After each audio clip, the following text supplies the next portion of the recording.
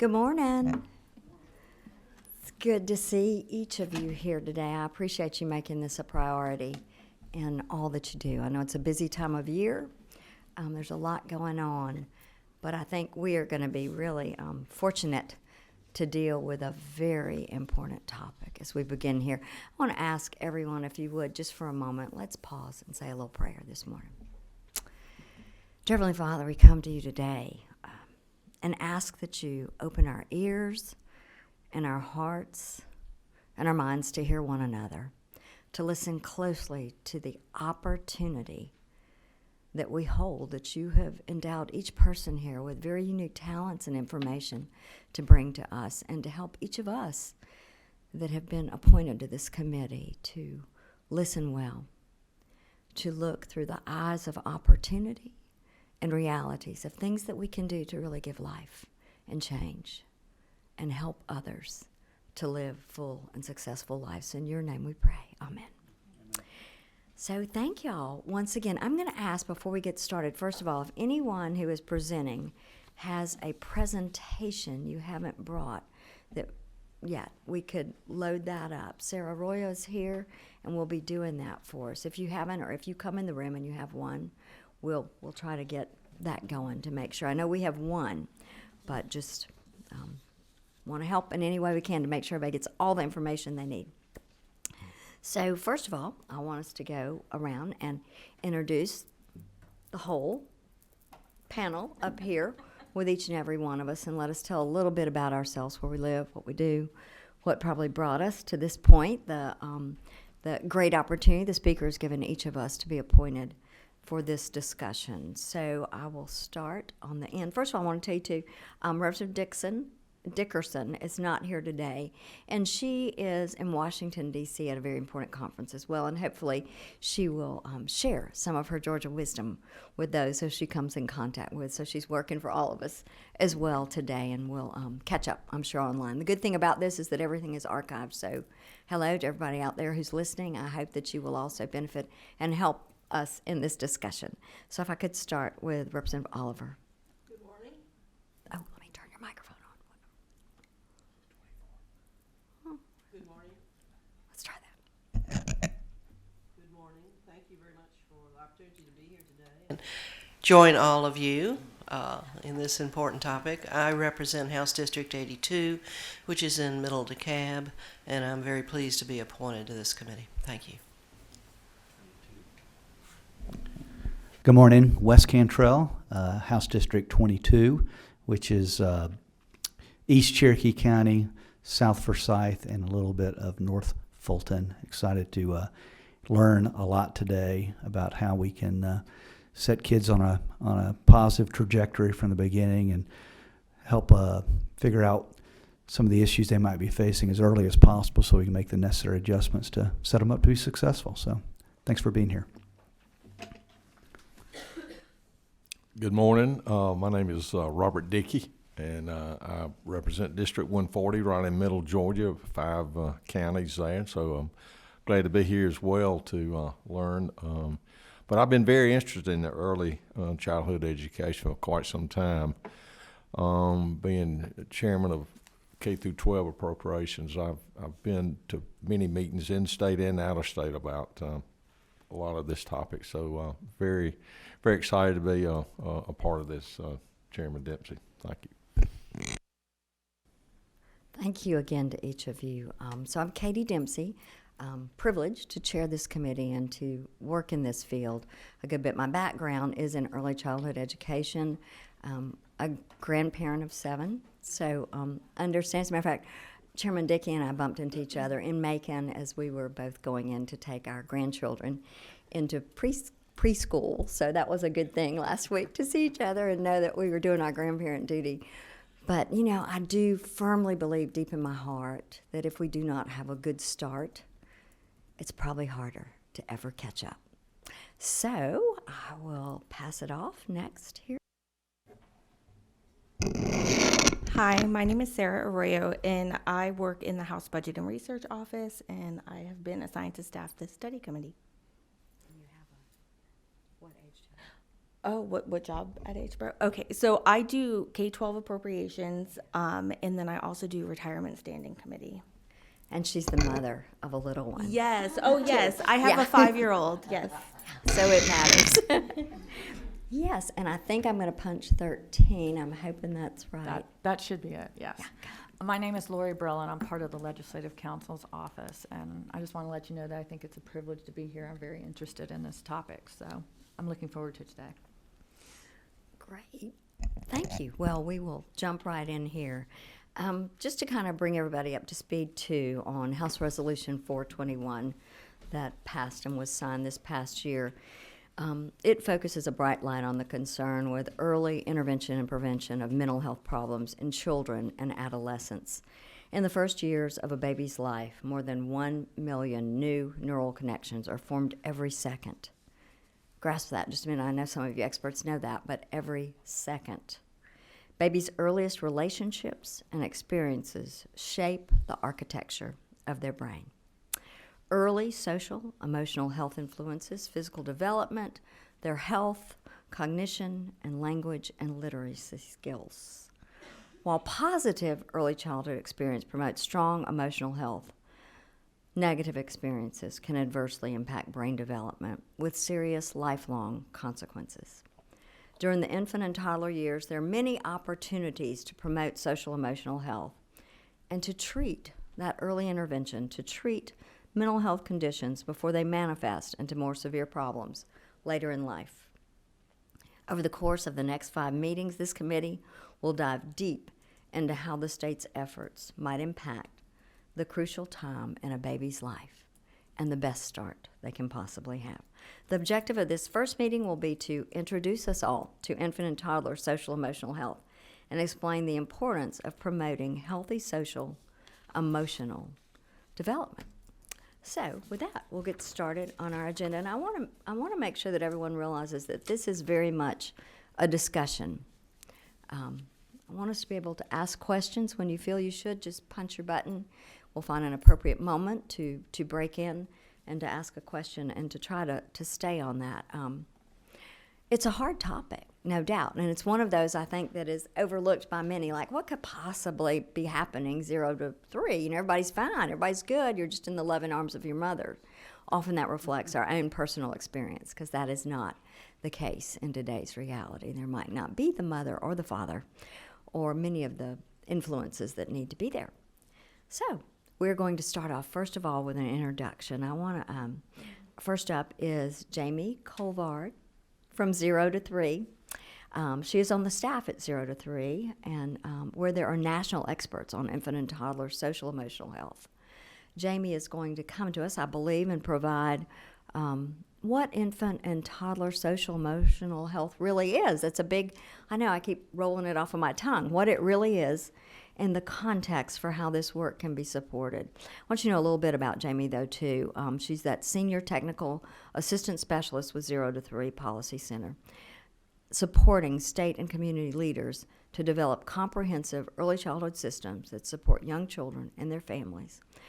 Her work has focused on issues such as home visiting, early childhood mental health, early care and education, and cross-agency collaboration. Very, very important everywhere we go that we have those cross-agencies all working together.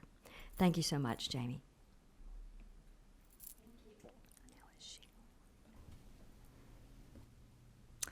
Thank you so much for having me here today. I really am honored to be here for your first meeting, and really am here to provide, like you said, this just kind of introduction, laying the groundwork for what we mean when we're talking about social emotional development. So I am a staff member at 0 to 3. If you're not familiar with us, we're a national nonprofit. We were started over 40 years ago by researchers and clinicians across disciplines who were really interested in child development. And we work to support parents, professionals that are touching the lives of children, and policymakers to really think about how they can support children getting a strong start in life. So I love that your introduction, just kind of covered my first few talking points. But I always like to start a conversation like this with, why are we talking about babies? You think of a baby, you think of a, sweet little bundle that's sleeping, eating, having their diaper changed many times, crying. But there's so much more going on in that child. And like you said, the first 3 years of life represent the time of the greatest and fastest brain development. So like the chair spoke, 1 million neural connections every second. And a child's early experiences are really determining how that takes place. And we know that brains are built, from the bottom up. So just like a house, if you have a strong foundation, what comes later is going to be stronger. And all the domains of development, be that physical, cognitive, literacy, speaking, all of the things that children are learning in those first 3 years of life are really intertwined. And so social emotional development and the things that are in that realm really influence everything else as well, and they go hand in hand. So, you already heard this, but you may not have seen this picture before, just really showing you the neural connections that are being created in the first few months and really laying that strong foundation. And when young children have, strong, nurturing relationships and positive early learning experiences, good health and nutrition, that really provides what they need for their brains to grow and strengthen these connections. But when they don't have those things that they need, it can really affect their brain architecture, which then impacts their development along all the courses of development. So when you're thinking about setting kids up for success in school, in adulthood, setting them on a path for health, thinking about these early years is really, really critical. As we're thinking about children's development, I love this quote from the researcher Donald Winnicott from the 1940s. He said, "There's no such thing as a baby," right? If you set out to describe a baby, you're describing a baby and someone. So a baby's not developing on their own, they're really developing in the context of their relationships.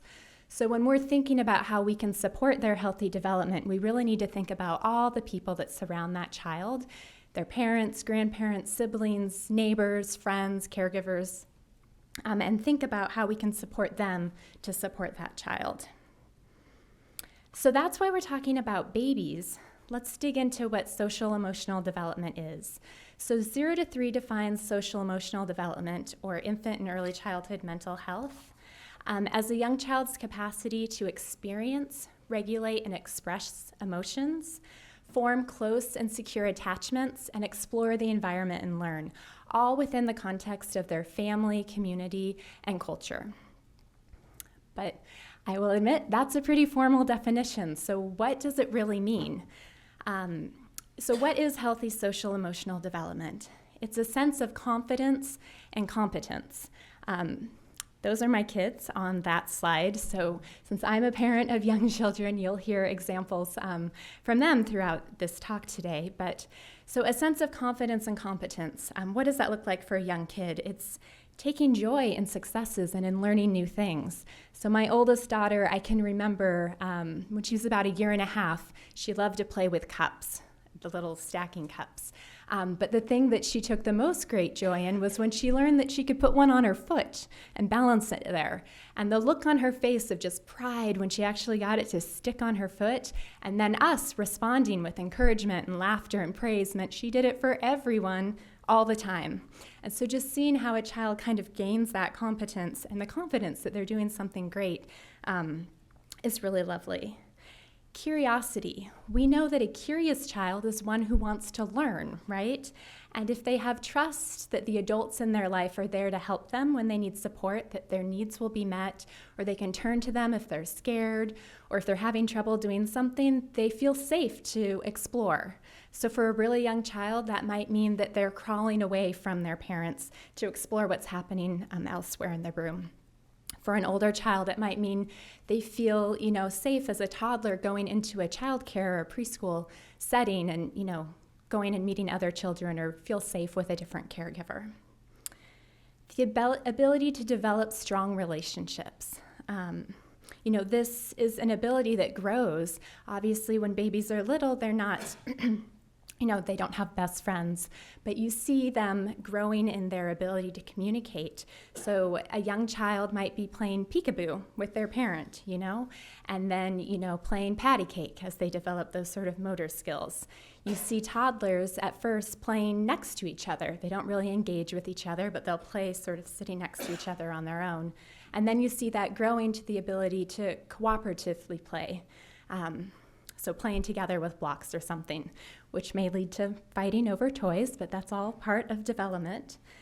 The ability to persist at tasks and be motivated. Again, thinking back to young children with blocks. At the beginning, they can't stack them, and they may become frustrated with that. But if there are people there to kind of support them and say, try again, or think about how you're doing that, good job when they get it, they learn that if you keep trying, you can achieve success. And this helps them, it's a different context, but this helps them, say, when they get to school, if something is difficult and difficult to learn. When my older daughter first started learning to read, she'd get so frustrated when she couldn't understand a word. But then as she kind of kept working at it, she sort of understood that it takes practice and you get better. The ability to follow directions. This, again, is a growing ability. Babies don't follow directions, right? Toddlers, 2-year-olds often don't follow directions, but that's a growing skill. And it's so critical by the time you have to sit in, say, a kindergarten classroom and sit still and do what the teacher says at the time they say. And then really at the crux is the ability to identify, understand, and communicate your emotions, right? So when my kids were really little, one of their favorite books was a picture book that had pictures of toddlers showing different emotions. And we would look at it together and they would guess, what is this child feeling? Sad, surprised, mad. And then we would all, make our own sad, surprised, mad faces. A baby and a toddler, they feel these strong emotions, but they don't know what they are. And it's really scary for them. They don't know how to sort of calm down. These are abilities that they learn as they grow, and caregivers support them in doing that. And that leads to the last one on my slide, the ability to really constructively manage strong emotions. We all get angry from time to time. Social emotional health is really what we do with that anger, right? We all know people who get in trouble because they don't express anger in an appropriate way.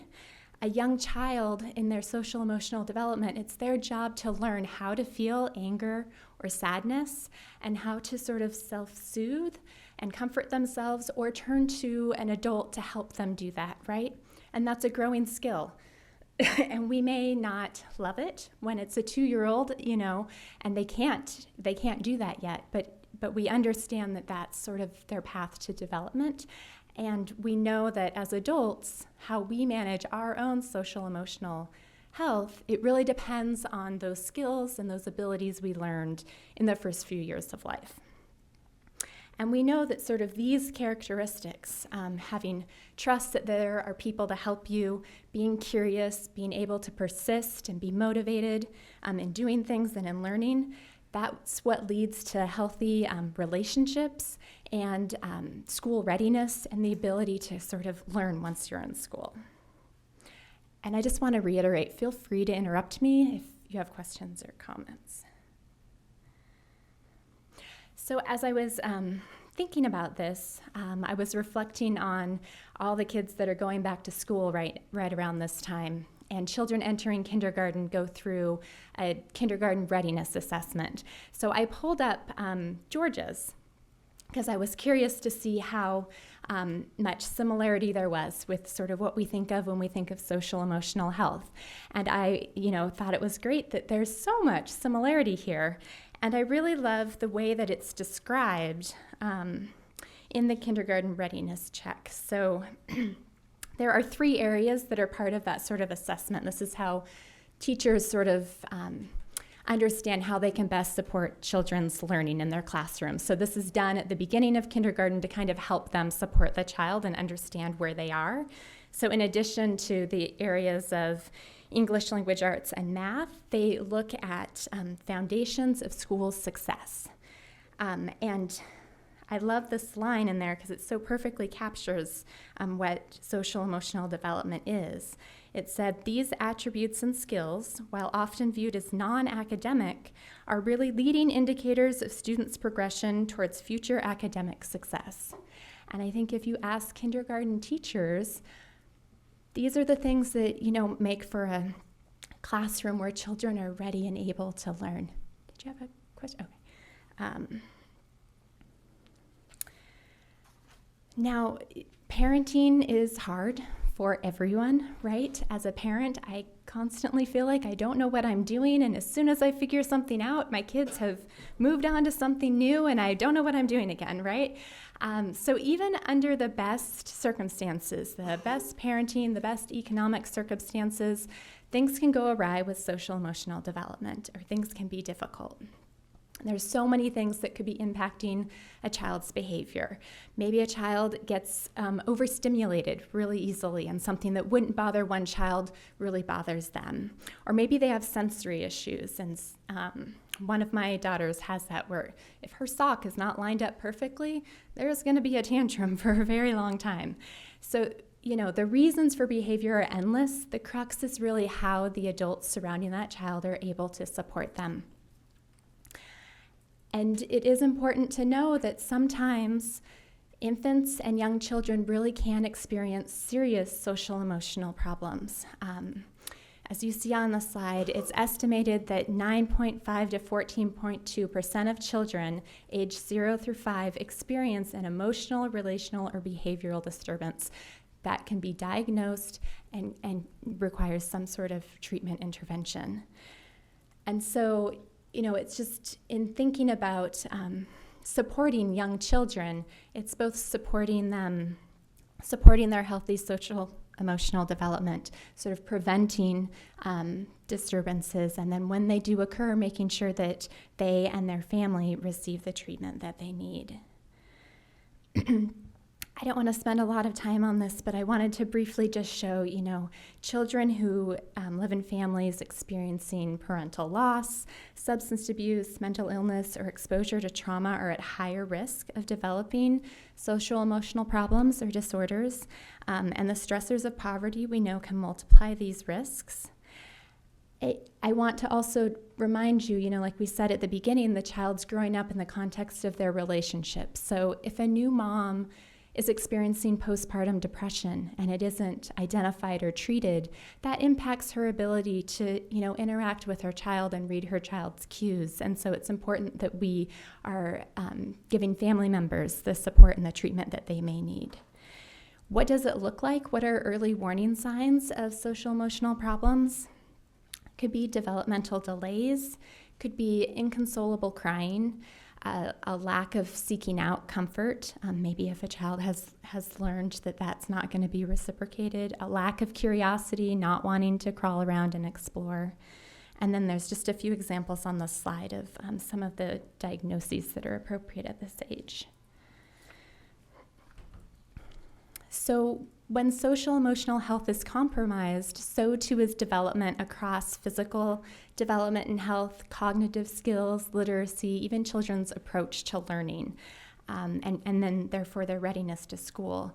They're more susceptible to poor health, poor educational experiences, and even juvenile justice and criminal justice involvement over the course of their lives.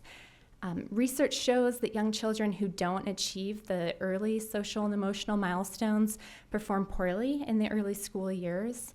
So, think back to those characteristics of healthy social emotional development, and think about what it means for a child if they're entering kindergarten and they're being asked to sit at a desk, for 30 minutes at a time and complete a task, follow maybe a sequence of directions. If they haven't developed those abilities yet, they're going to have a very difficult time doing that. And we really want to set kids up so that they're ready to learn and they have the ability to focus on those things and not have their sort of behaviors being seen as a problem and challenging and get in the way of that. The slide also shows a few of the negative impacts specifically on school readiness and educational attainment. So preschool expulsion and suspension rates we know are 3 times higher for preschoolers than they are for K through 12 children. And often this is because of behaviors that are seen as challenging, either because the child needs additional support or because the teachers aren't prepared for the sort of social emotional development and don't know how to support children when they're exhibiting behaviors. They don't understand sort of what's underlying or behind those.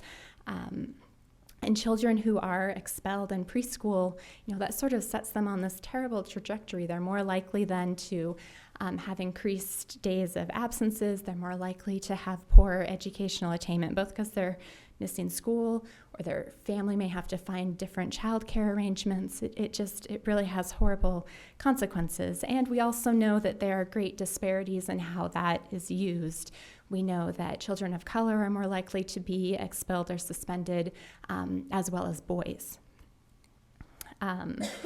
Also, if your social and emotional development is compromised, you're more likely to be absent as much as 18 to 22 days on average per school year.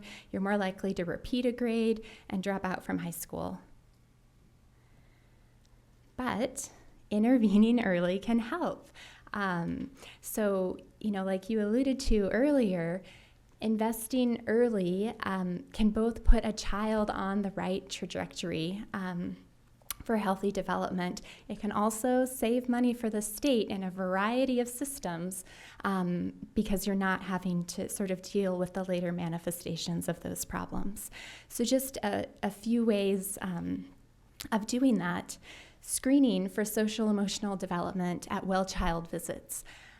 This can be helpful in a number of ways, both for a pediatrician to sort of identify what might be going on with the child, but also as a parent to see what is developmentally appropriate at this age. If you don't know that a 2-year-old is going to start exerting their independence and pushing back when you're trying to help them, you're going to approach that behavior in a very different way than if you know that that's developmentally appropriate for them, and that's a sign of them sort of learning to do things on their own, right? Early childhood mental health consultation for child care providers. This is when often a mental health clinician is working, say, with a child care center to help them sort of observe the classroom, see how teachers are interacting with children and support them to support children's healthy development, and also work with them and specific children if needs arise. And then, evidence-based treatment interventions when there are diagnoses for children, working with the child and their caregivers. We're certainly not talking about, a child on a couch with a psychiatrist, right? I put this slide up just as a reminder. We talk about development unfolding in the context of family, community, and culture in our definition, but it's really important that all the people that are touching the lives of children, kind of have this frame that cultural values, beliefs, and assumptions really shape so much of parenting and how we interact with our children. So, research informs us that babies are social from the very beginning, right? So that looks like, in the very first months, they can recognize the voice of their preferred caregiver, and they begin to form expectations about how those caregivers are going to interact with them, whether they're going to sort of meet their needs or not. And this will impact both their behavior and their expectations of the broader world around them. You may have heard the word attachment before. It's really important in infancy that a child have a secure attachment relationship. And basically what this means is just that they have someone that they know they can turn to when they are worried, scared, in trouble, and that their needs will be met.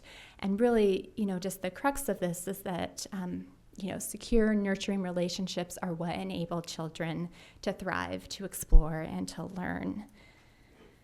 And I know speakers later today will be talking about the impact of adverse childhood experiences and stress. I just wanted to include a couple slides to that effect, just to reiterate that really experiences in the first few years of life, they literally get under your skin, right? They affect your brain architecture, your immune status, metabolic systems, cardiovascular function. It really has a great impact on your health later in life.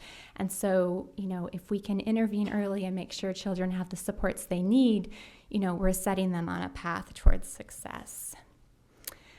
And also, just briefly to touch on trauma, when children's brains are growing so rapidly, that's a great opportunity, right? Great opportunity to give them the supports they need.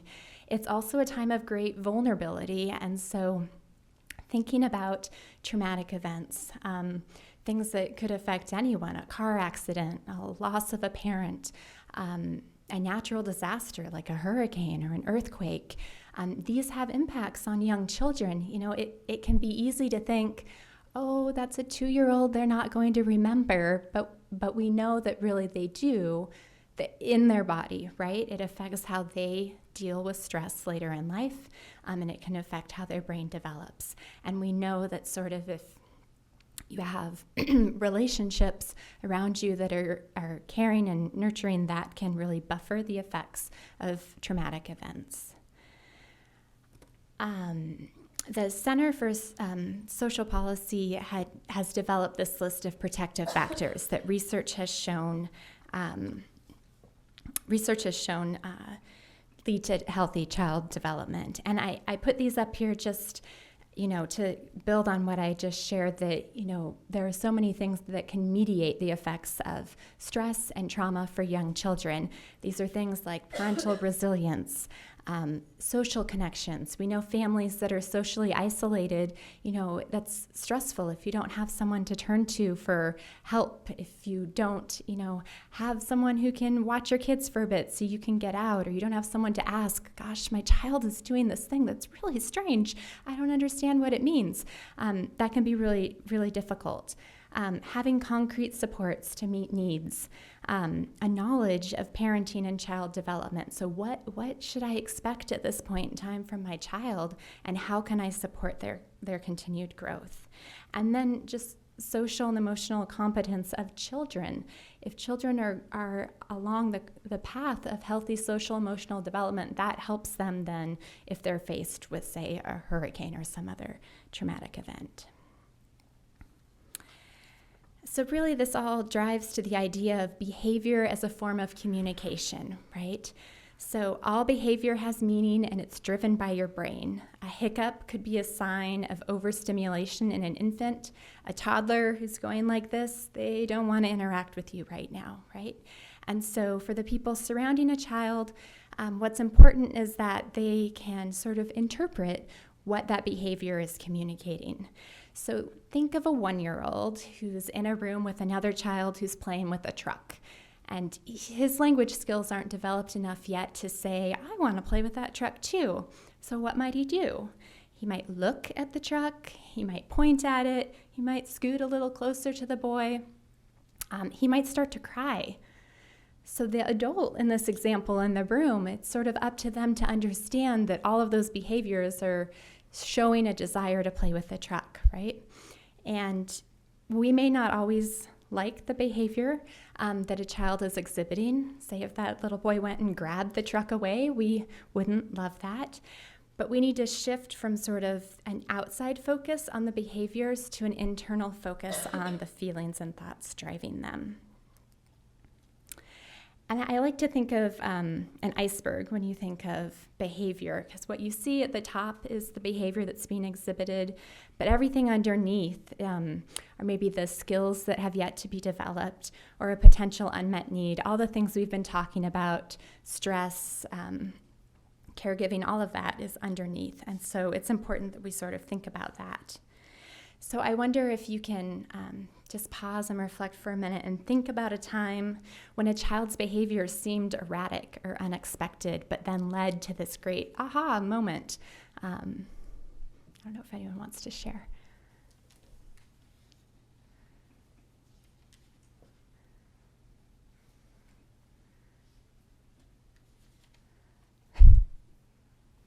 You may have to give us one, and then it may spark Yes, some no others. problem.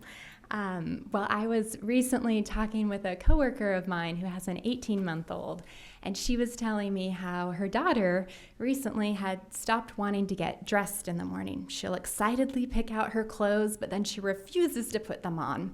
And as we were talking it through, she started realizing, she said, oh, we just started a new childcare center about a week ago. And I realized that my daughter knows we're not going to leave until she's dressed.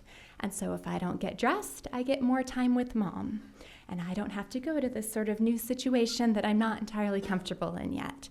And so recognizing that, she was like, okay, maybe there's things I can do. Like we'll start with, a snuggle, and we'll do another little snuggle after we get dressed, and sort of meet the underlying need instead of just focusing on the, oh my gosh, I really want you to get dressed. We have to get out. I'm going to be late. Sort of stepping back and doing that. And no pressure if no one has anything No to pressure. share. Anyone have anything you want to share about one that, with no names and no connection to anybody necessarily? We don't want to expose those we love, but it may be too early in the morning. Yeah, for that's some quite of all us right. in the process. But no, I think as you speak, I can tell you there's a wash of memories, even in my own life, that come over, that I realize certain ways I react as an adult to certain experiences I had. I lost my father when I was young. I was 10. But I've never even really, honestly, till you sat here and talked about it today, thought my whole 10th year, I honestly believe he was diagnosed either right on my birthday or the day after with lung cancer, a long time ago. So before the great advantages that we have in healthcare today. But I can tell you, as I connect, even at 10, which is much older than what we're talking about, that my actions and reactions throughout life in so many places are because of that experience. And nobody recognized at that time. That was not things that you talked about. Right.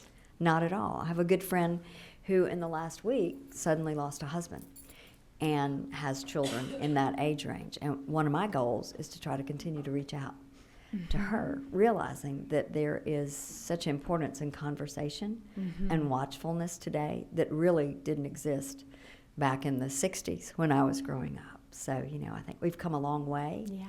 But to realize how each of those tiny incidents that may seem tiny but are really large in a child's life impact action and reaction. Absolutely. And no one's going to get it right all the time. It feels funny to work at 0 to 3, and then I worked there when both of my children were born, and had this great pressure, like, oh, I know how important these years are. It's even worse if I get it wrong. No parent's going to get it right all the time, but sort of recognizing how you can support this is so important. I put this slide up here. I love this quote because it just demonstrates when a child doesn't know how to do things like read, swim, multiply, drive, we teach them. When a child doesn't know how to behave, that's not necessarily our first reaction. Let's teach them, let's support them. Maybe it's we punish them, we expel them. They're not in this, they can't be in this setting. So I just, thinking about switching that frame. So what can we do? How can we promote young children's healthy social emotional development? It's by building a system that includes a continuum of supports from promotion of healthy social emotional development, prevention of social emotional problems, and then treatment interventions for disorders. So what's in these buckets? Promotion is really broad messages for everyone to understand what healthy social emotional development is and how can you support it. This is things like campaigns helping, encouraging parents to talk, sing, and read to their children, right? Social emotional screening and well-child visits. Then we move to prevention, which is where we maybe identify the risk factors that could put children at potential for developing problems and try to reach them earlier, so preventing those. These are programs like home visiting or support groups for parents, or early childhood mental health consultation. And then moving into intervention, it's really having a workforce, clinicians that understand early childhood development and are trained to work with very young children and their caregivers to support them with treatment when it's needed. I put this slide up just as a reminder that all the people who touch the life of a child need to understand what this is and how they can support it. So this is from an infographic 0 to 3 developed just to show that all the different systems that we have that we know might not talk well to each other all the time, they all have a role to play. And then finally, I've mentioned most of these before, but just as in our work with states on this issue, there's several things that we're seeing making movement, including in some of your neighbors. We have a infant and early childhood mental health financing policy project right now and some of our biggest stars in that group are Alabama and Tennessee, who have really been doing a lot of work to make changes to Medicaid to cover services for young children, to increase and expand mental health consultation to child care providers, and strengthen connections between their Part C early intervention systems and mental health systems. So I know it's the very first session of your meeting, but just wanted to toss that out there. And I know I didn't leave a lot of time, but any reflections or questions or thoughts from any of you?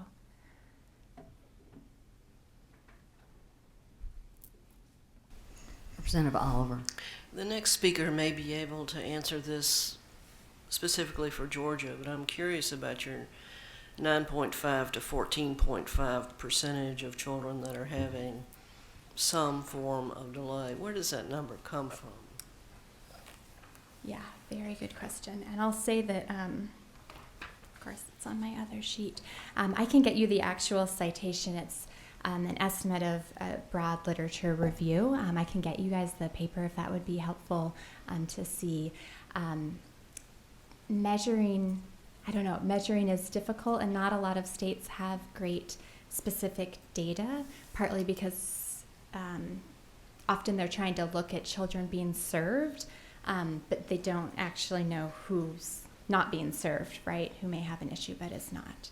I think data is a huge area, across early childhood, but specifically in this area where there's a need for more work. And I've forgotten, what is the mandate for readiness testing for kindergarten children in Georgia? Someone in Georgia, the kindergarten readiness assessment that I put up there. Is that mandated in Georgia? I believe, yes. Yes. Getting confirmation from Georgians. Okay, yes. somebody can explain that to me.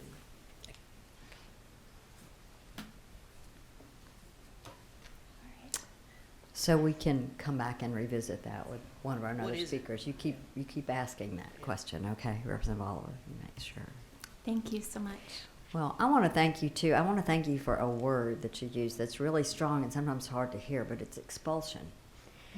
I can remember not that long ago when we talked about just, it was kind of glossed over. A child didn't fit, was being moved to another place. But it's a strong word and a painful word to hear.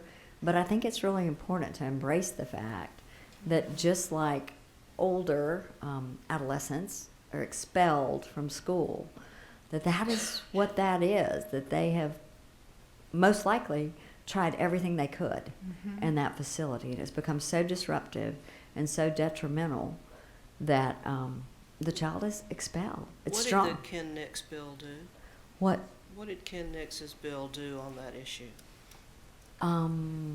There were some, I think it required some testing that had to be done to make sure that there were not other factors going on. Judge Walker will explain Yeah, that to us. great.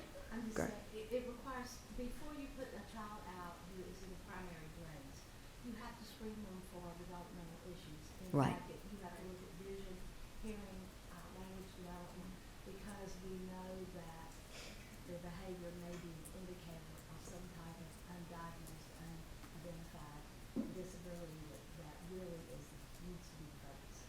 And that's excellent work in laying the foundation I remember his bill. And it was a big deal, It really was a but big I don't deal. remember the specifics of it. It is. And It's an awesome start for where we need to go.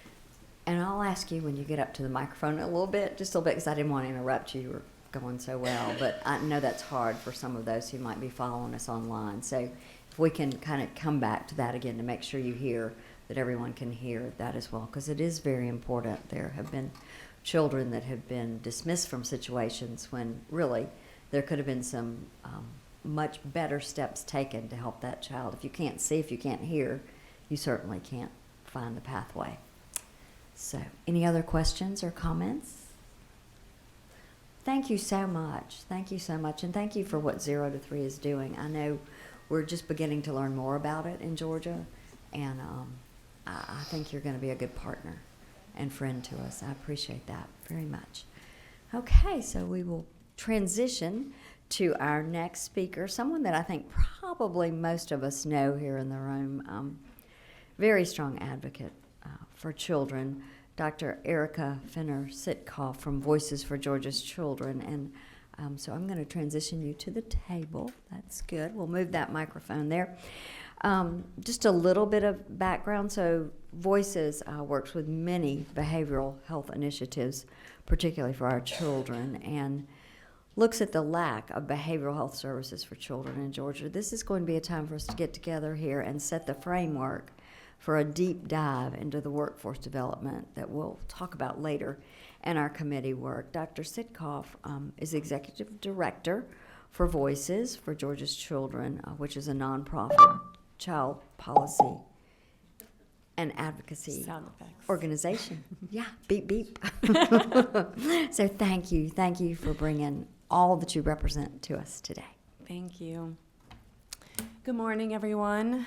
Thank you, Madam Chair, and thank you in general, a huge thank you for your championship of these issues. Thank you to the committee for shedding light on this today. The amount of attention that children's mental health has received over the last few years has been tremendous and critical, and Representative Dempsey, you were a huge part in that, so thank you. In 2018, the youngest child on record in Georgia to take their life was 9 years old.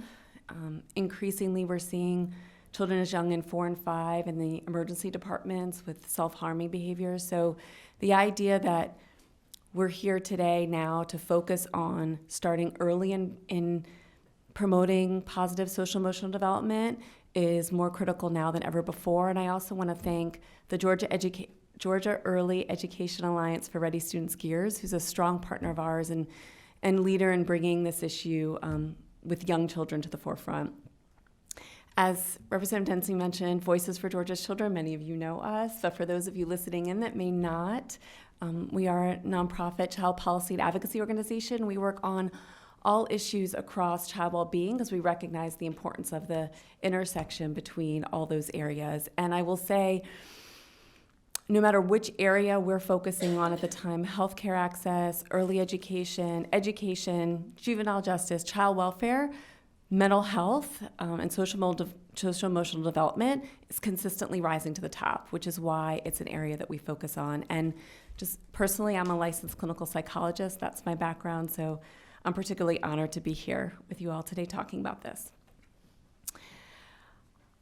This is by no means a simple issue. It's incredibly complex. So at Voices, we break it down by the 4 Ps: people, provider, pathway or place, and payer. We do that because those are the main buckets in which our system operates.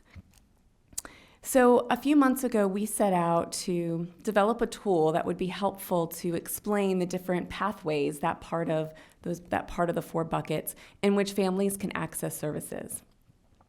And we thought, honestly, that we would identify them pretty straightforward. You got your healthcare, health insurance, education, early intervention programs. But I will tell you, as we got further and further down into that project, it got more and more complex. And particularly, it got complex for the youngest children under the age of 5. So what we thought would be helpful is to start out laying the foundation with that short video. We sent it out to all of our stakeholders, including the legislature, so you may have seen it in your inbox. And it goes across the lifespan of children through adolescence. It's a short video, so we're going to show the whole thing, recognizing the importance that if we don't intervene early, they're going to end up in a higher need situation with some of the other pathways leading down. So with that, thank you, Kellen.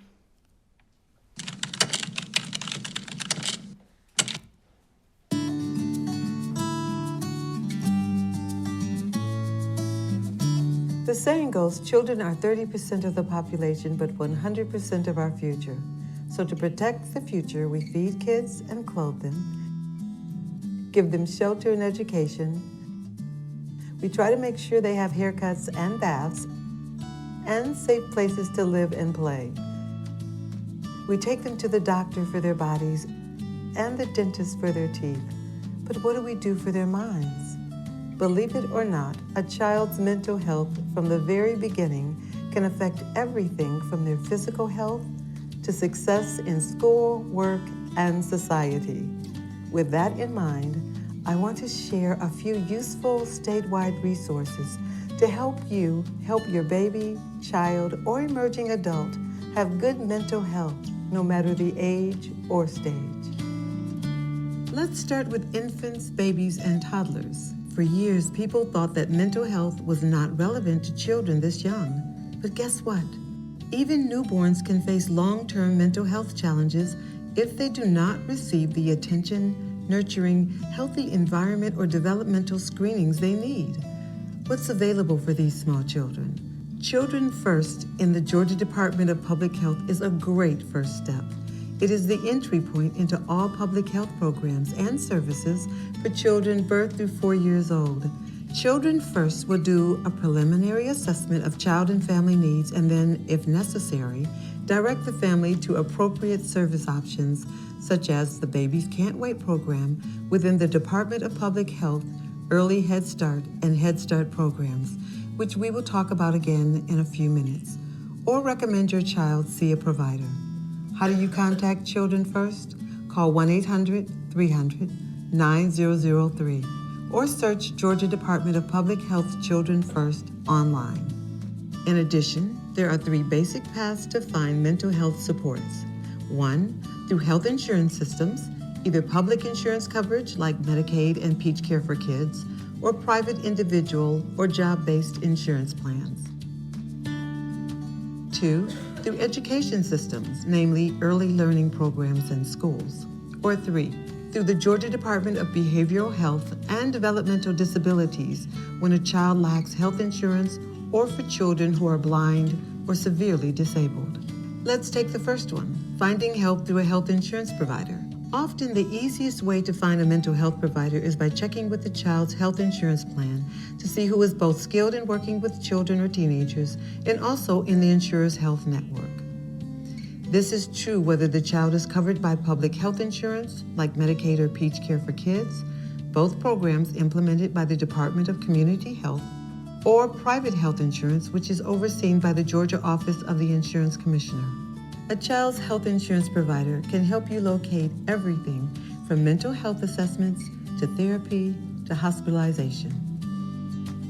For children in the foster care system, caregivers can access mental health help by contacting the case manager in the Division of Family and Children Services or by calling AmeriGroup, the public health insurance provider for all children and youth in foster care. Children in the custody of the Department of Juvenile Justice can access mental health services within the Residential Youth Detention Center. Once a youth is released, however, help can be found through health insurance plans as mentioned earlier or by asking the child's probation officer for a recommendation. Now let's talk about resources for kids through education systems. For children in childcare, early learning, and Georgia's pre-K, the Georgia Department of Early Care and Learning provides fundamental mental health supports, also referred to as social-emotional learning. In addition, the federal programs I mentioned earlier, Early Head Start and Head Start, also have mental health supports embedded within their programs. You can locate all of your local Head Start programs by entering your location on the Federal Head Start website or by calling 1-866-763-6481. For children 3 through 5 who have disabilities, the Georgia Department of Education supervises and monitors preschool special education and related services provided by local school districts. The State Department provides no written requirements for preschool special education classrooms, so the best way to find what services are offered in your district is by contacting your local elementary school or school district. For kids in kindergarten through high school, there are general mental health supports which should help all students, and then those for children and youth who seem to struggle with achievement or behavior. Many schools work locally to create a positive school climate so that all students feel safe and supported each and every day. This means that schools prioritize environments and relationships that promote caring, trust, respect, and safety no matter what the setting. This can include such initiatives as training all school employees to reinforce positive student behavior, mental health awareness training for teachers and staff, including a comprehensive school-based health center, or embedding mental health providers in schools, sometimes through the Georgia APEX program. When a school does not implement such programs, or when those are not enough to help a student, it is important to talk to other school personnel to find a next step.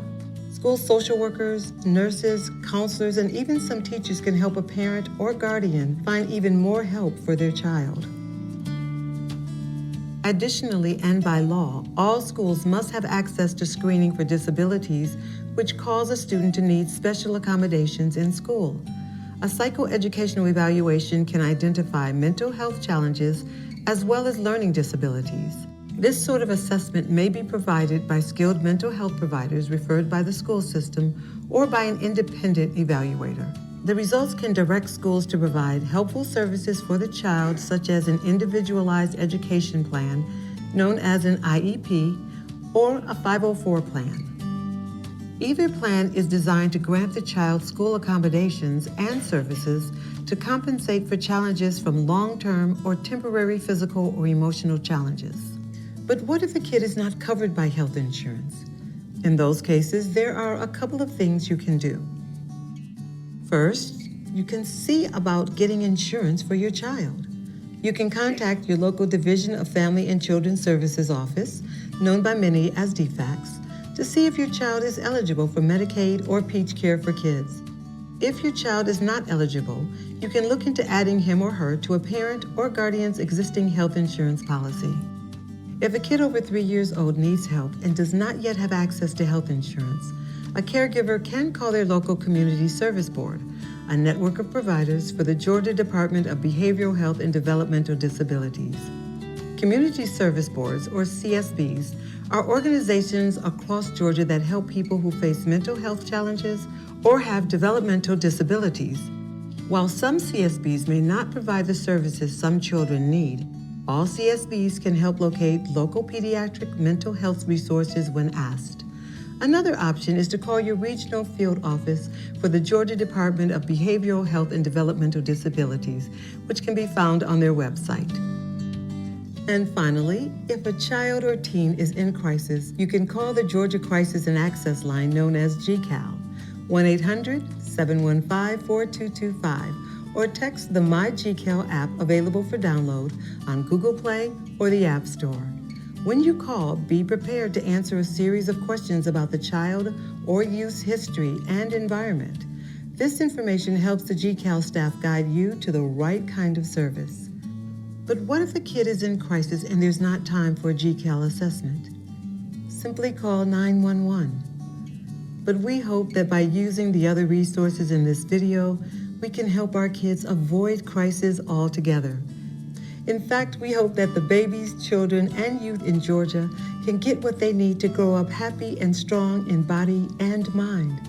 Because that means the next generation is more likely to be happy and strong as well.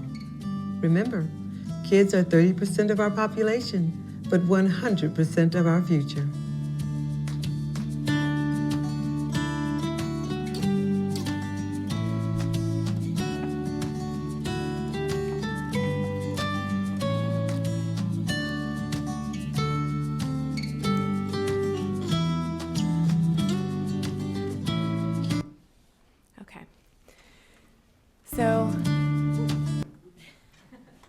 advance. A few things to note with that. One, if you can imagine, that was a lot of information, and we were creating it in a way that parents and community members could digest it all. So even with that, at least as I was watching it, that was complex to think of all the different systems and age ranges and places that you could go. And that doesn't include all the different nuances that unfold when you start to access them. So I wanted to put that qualifier out there. In your packets, you have just a one-pager, and the front has some recommendations that I will talk through, but on the back, it has the charts of those different systems that we just went through. We've got those on our website as well, but for your quick reference, those are, in essence, in its most simplest form, the pathways in which our mental health, social, emotional supports work in our state. So on the front of that page, there are 4 recommendations that we're hoping the committee would consider as you go through the following days of rich information that you'll receive. Particularly given the fact that I would say, having gone through this exercise and worked in this field for a long time, truly getting access to supports is incredibly challenging, in particular for our youngest children and families. So the first one has to do with our workforce, or one of the P's, the provider. And right now, Georgia does an incredible job collecting data on our physicians so that we can develop strategies to grow our physician workforce, our healthcare workforce. But we don't collect that information on mental health care providers, on our licensed clinicians. And you'll hear, I think in a moment, from Judge Walker and I don't know if she's going to touch on this in her presentation, but the incredible work she's led to grow a workforce for meeting the needs of young children and parent-child psychotherapy. But if you go to look up right now in any one place to be able to see where providers are with that training, or quite frankly, just to see where a clinical social worker serves child adolescents or young children, we don't have that information at our fingertips, which one makes it challenging for parents or people in the community seeking support, but it also makes it really challenging for our state to develop a workforce strategy to meet the needs of kids in general, young kids up through age 18. So we are asking you to please consider collecting data on the mental health clinicians and workforce in a similar way that we currently do with physicians with the Georgia Board of Healthcare Workforce. The second one has to do with the pathway, and we touched on some of them in the video. On a really positive note, the work that the Department of Early Care and Learning, DCAL, has been doing to address the social emotional needs of children in childcare has been tremendous with their inclusion specialist, and more recently with the addition of their behavioral specialist to help keep and address some of those issues with expulsion that were mentioned in the previous presentation with much success. That is one pathway. But when we think about consistently meeting the needs of young children, I'm going to bring our attention to 2 other pathways. And one is the Babies Can't Wait program with the Department of Public Health.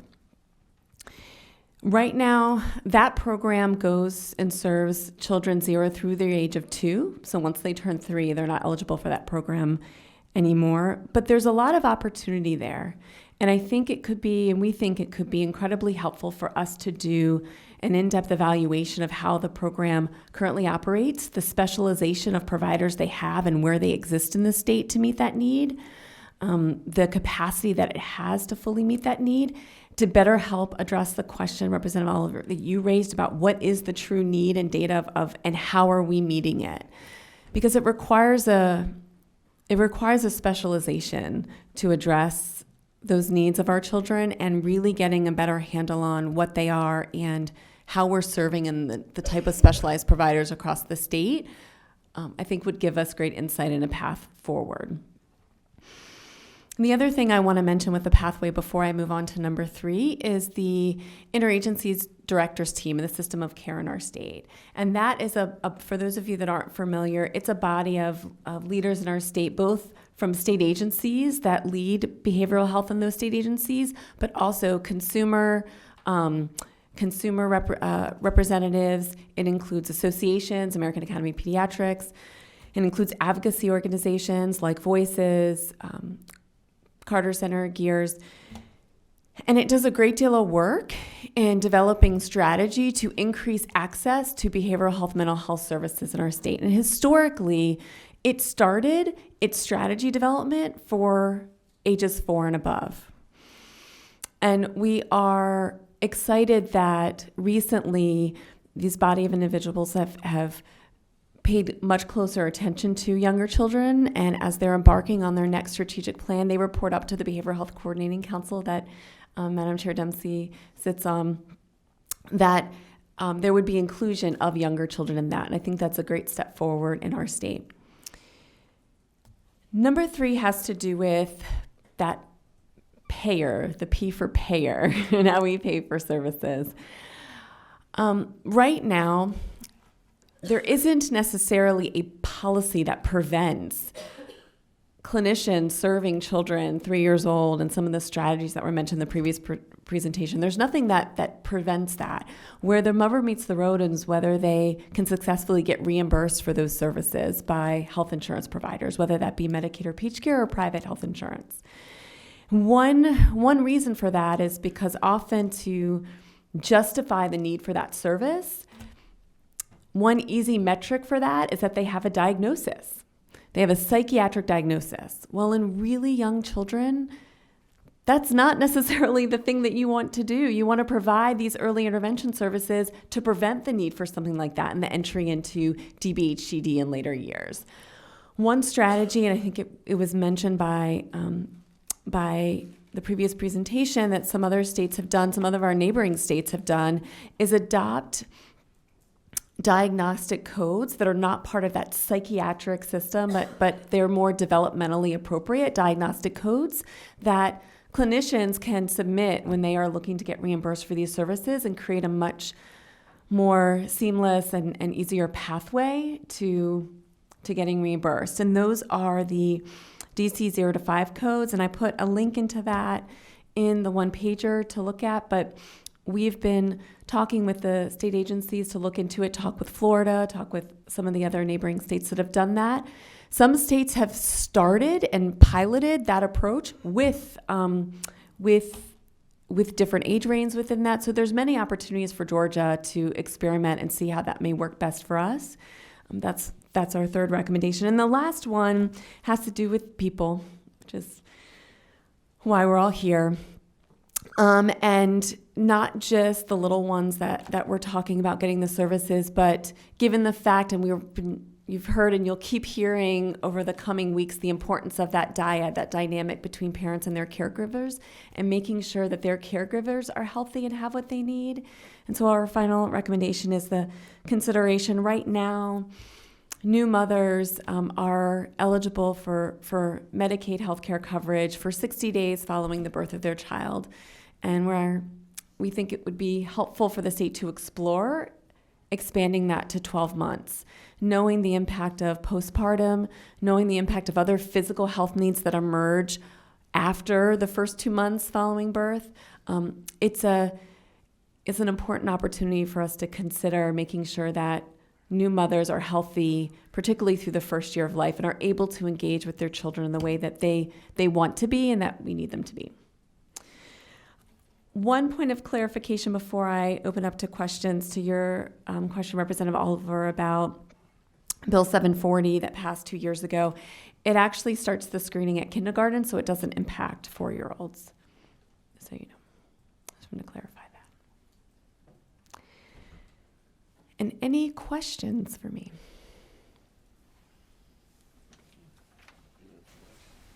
Representative Oliver. The recommendation to extend Medicaid for a new mother for 12 months is bouncing around in a lot of different ways, particularly in relation to proposals that I've heard publicly for expansion of Medicaid waiver. Do you know when because I know y'all have been involved in this, when are we going to know whether or not the recommendation from Deloitte for the Medicaid waiver includes expansion to 12 months for Medicaid provision for new mothers? I don't know the timeline for that. The committee had the first meeting. We haven't had our second meeting yet, so I don't know the timeline. I heard a rumor that Deloitte was going to report on October 1st. Does anybody know anything about that rumor? Nothing specific. Yeah. Because that would be enormously helpful if I that agree. recommendation comes forward, which I hear being offered up in every room I am in based on Georgia's worst of 50 states. Maternal mortality. So we're watching. Yes. Any other questions or comments from our committee? Thank you so much. You've given us a lot to think about. I'm Thank sure you. that probably as we go forward in this, there will be questions as we move along this pathway. But that is wonderful, and this information that you've left us with. That video was excellent. Absolutely. We're always Overwhelming, here. like you say, overwhelming a little bit because it's so full of good, pertinent information. A lot of opportunities in it, but then obviously it illustrates our need for continued focus and clarity on this Right. issue. Right, and I believed you used the word nuances. Mm-hmm. A nice word. Challenges, things that are, those are all the things that can be done in that video. But I think access to it, knowing about it, is certainly a huge challenge for a parent going through the crisis that would be happening. One other last point I'd make, I know that the committee is going to hear a deeper dive into the workforce on the last day, but and I look forward to re-engaging at that time. But I think recognizing that specialty needed for young children, but also some of the easy things that we could do to start with is critical. And just thank you so much for shedding light on all those different P's that we talk about. That provider provider piece and workforce piece that's coming in a few weeks. So thank you. Yeah, I look forward to it too. Thank you so much. Okay, does anybody need a 2-second break? I see everybody getting antsy. Y'all want to? Let's do that. I see we've been sitting here just a little bit. While we get ready for the next presentation, if anybody needs 5 minutes, run and run back.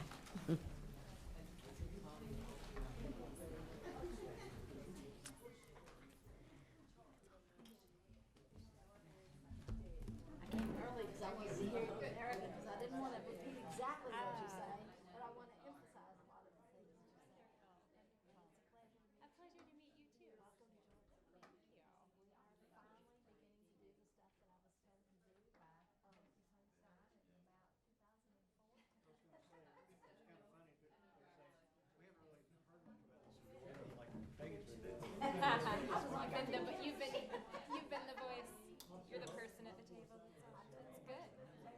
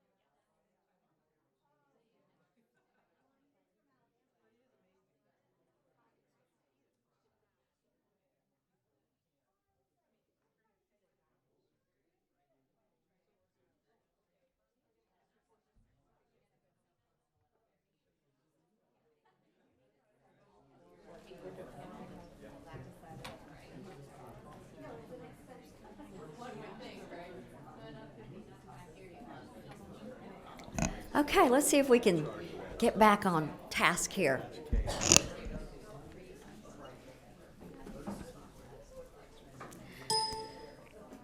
I want to start off saying thank you, Judge Walker. I know how busy you are, what a huge heart you have, and what good things you have and will do wherever life takes you. But I want to thank you for pausing today and probably rearranging and adjusting a schedule that is also very important to be here and to help us dive into this subject matter. So today, I believe to understand that looking at the challenges as they impact the criminal justice system, but there's so much more. Also, I know that you do. So Judge Walker is full-time juvenile court judge in Douglas County, serving there since 1998 full-time, but before that as a part-time associate, and judge pro tempore since 1990. She serves on the National Council on the Striving to Reduce Youth Violence Everywhere Action Council, which is a national effort to end youth violence. A graduate of the 0 to 3 class of 2005, a senior fellow at Emory University in 2008, where she worked with other very important people to develop the manual for judges and practitioners to promote the preservation of families, a task we are charged with doing to preserve and help our families thrive. You have received a federal partnership grant that funded the Family Drug Treatment Program, serving patients with children from birth to age 5 with substance abuse problems, which continues with funding from our state and the county. The Douglas County Juvenile Court received federal funding also to join 0 to 3 court teams, their project in 2010.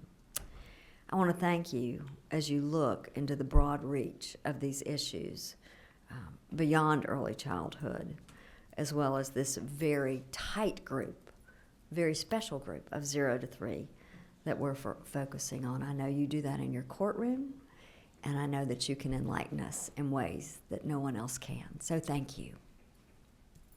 Thank you for the opportunity to be here, and thank you for your focus on this area of interest. And we have been working diligently to bring this to the forefront for more than 10 years. So to get to this point is extremely significant, and I hope that what I can give you today will form the basis of where you will go. But I want to make certain you understand that I will continue to be available, because I have spent many, many years to learn from not only what's done nationally, but what we're doing here and where our problems are here. If you would play the video, I want to just sort of set the framework for how I want to talk about this.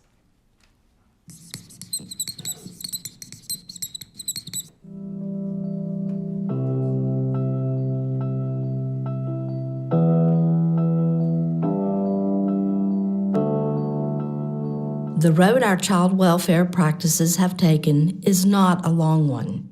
It was only 100 years ago that we moved 200,000 orphans from city to country to protect them. Less than 150 years ago, the case of Mary Ellen Wilson began a movement to protect children through the courts. She was championed by advocates who argued that her well-being should be protected as vigorously as the rights of animals. We have come a long way since then. Today, science tells us how exquisitely dynamic Mary Ellen's brain development had been, how sensitive her and all our children's brain development is to their environment, especially in the early years, and how there may be opportunities to build resilience before and during adolescence, a second powerful stage of brain development. Are we using this new knowledge as we meet today's Mary Ellen? We see her first as an abused, neglected child. She returns to court as a troubled adolescent, perhaps with substance abuse and mental health problems, engaging in risk-taking behavior. She is also abused by her partner and becomes pregnant. At each crucial developmental stage, we usually focus on changing her behaviors with little success. Can understanding the complex trauma that produces these behaviors change the result? Then we see Mary Ellen's children in court. They have lived with substance abuse, witnessed domestic violence, and been without nurturing adult relationships.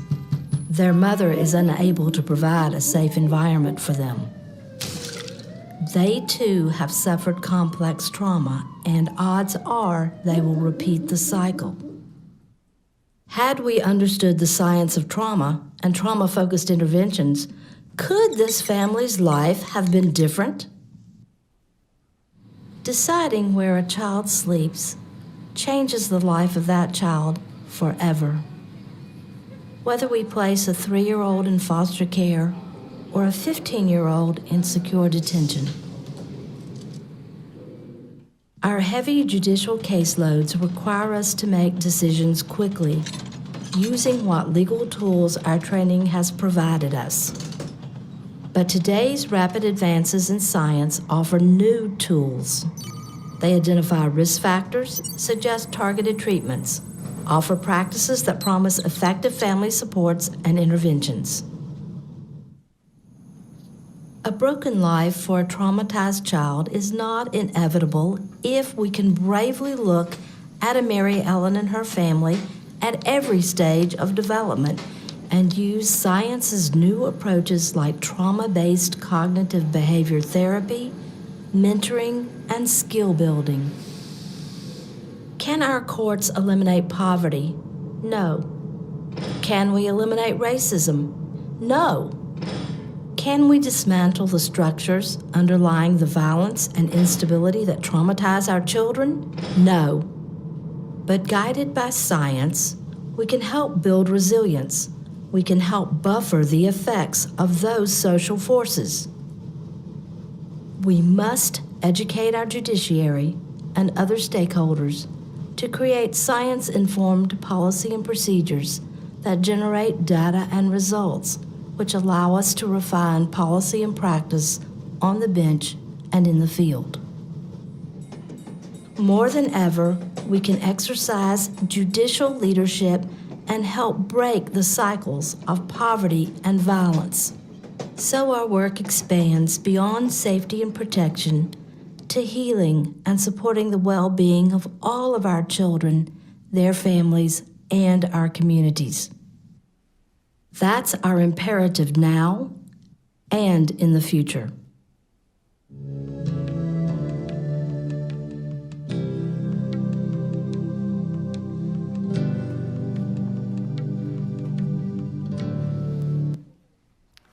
What we want to do is to promote resiliency in our children, and one way of doing that is to promote the social and emotional well-being of infants and toddlers. Because it's critically important that we do so, because that forms the basis of mental health as an adult. It can also plant the seeds for mental illness if we do not meet children's needs when they're young. It also determines the capacity to learn, because the way the brain gets wired depends on one's experiences. When you are in a safe environment, a nurturing environment, a stimulating environment, your brain grows in a way that enhances your capacity. But when your body is focused on whether you have enough to eat, whether you are safe, whether you are stressed, the brain doesn't grow because of the stress that the body has experienced. And it changes the cognitive outcomes for that child, potentially for life. But we have the ability, within existing systems, to do the things that need to be done, even when children have experienced toxic stress, to change outcomes for children. But it does require us to be very focused on our children and very well informed on what it is they need and how to access what they need. It's also important to understand that these early years determine whether we as adults can form and maintain healthy relationships. It's that important to the rest of these children's lives.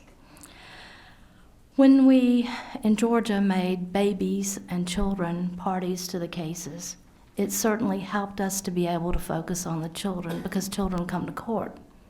It's important for us as judges to see those babies.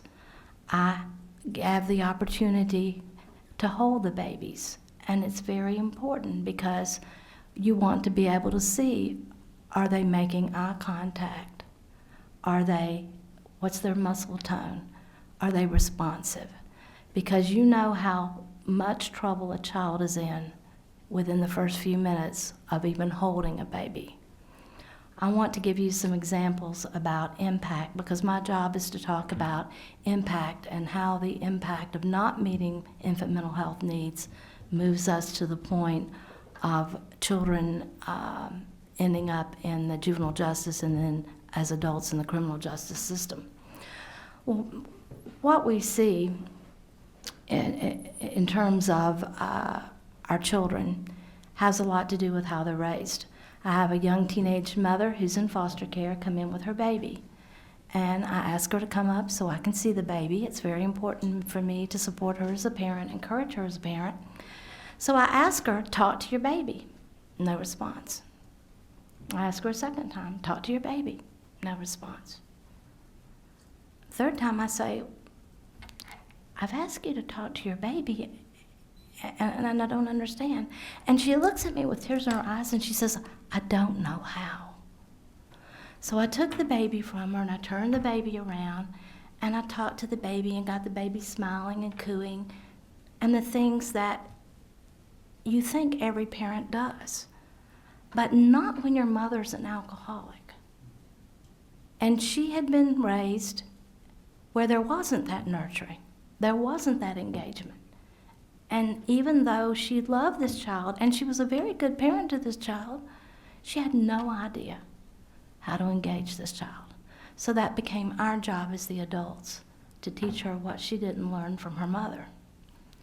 And parenting is hard, and we can't assume that our parents know that they are meeting the social and emotional needs of our children. What we do know is what distracts parents and keeps parents from doing the engagement. We have very serious issues with maternal health. The evidence about postpartum is very clear. There will be many, many mothers who give birth who will experience postpartum. And when postpartum is untreated, it manifests as more serious depression and can manifest as bipolar disorder, and it impacts their ability to care for themselves and to care for their children. We also know that we have enormous issues with substance use. We have very serious issues with domestic violence, and we have new challenges of technology because our young parents are not engaging with their children, they're engaged with their phones and with each other on social media. And that is problematic for our children because children need time, they need attention, they need focus. When children don't get their basic needs met and they don't have the cognitive development that we see, then they don't develop the words that they need when they begin the process of education. And education is extremely important in those early years. It's also important for us to think about cultural competency as well. When we have children that are raised in a non-English speaking family, and for whatever reason they can't remain there and we have to place them with another family, but that family doesn't have the language or the culture, that's a huge disadvantage for that child. Because we really want our children to be bilingual, and we want to make sure that we're doing the culturally competent things and making certain that we are supporting them in knowing the language and the culture of their families. So I think that is something that we have to think about as part of social and emotional health, is keeping them connected to what their language is, what their culture is. But children that don't have words, when the time comes for them to go to school, they're already very, very far behind. And what happens is that if you don't have words to express how you feel, then comes naturally. If you're frustrated, you act out. And children who act out are put out of their foster care placements because they're too hard to handle. They're put out of their child care facilities because they are aggressive and disruptive. They're put out of pre-K, they're put out of kindergarten, And yes, we did address that with Representatives Nick's bills to make certain that we're dealing with kindergarten through third grade, but we've done nothing to address the child care and pre-K settings to make certain that children who are having dysregulation receive the services they need. Because that dysregulation is a sign that they have not had their social emotional needs met. I will give you the example of a call that I received from law enforcement asking me to detain a kindergartner. The kindergartner was running across the desk and kicking children in the face and was completely out of control. And of course, the school resource officer calls the judge. And I'm like, no, we can't detain children in kindergarten, but we can provide services. Please send over the child, the parent, the school social worker, and let us address what's happening with this child. Well, the underlying issue was this child was extreme domestic violence. And that was why he was physically aggressive in the school system. And so it's very important for us, instead of saying to children, why do you act this way? We have to say to our children, what has happened to you? What is it that you are trying to tell me through your behaviors? Because as our previous presenter said, behavior is their language, and it does mean something. So it is extremely important for us as the adults to focus on that. Once children are put out of school because of their behavior, whether it's in school suspension or out of school suspension, they get further and further behind. Now keep in mind that part of their disruption of school is their lack of knowledge. And then when we keep them out of school more because of their behavior, we have only increased their lack of skill in education. So the further and further they get behind, the less ability they have to get the education they need.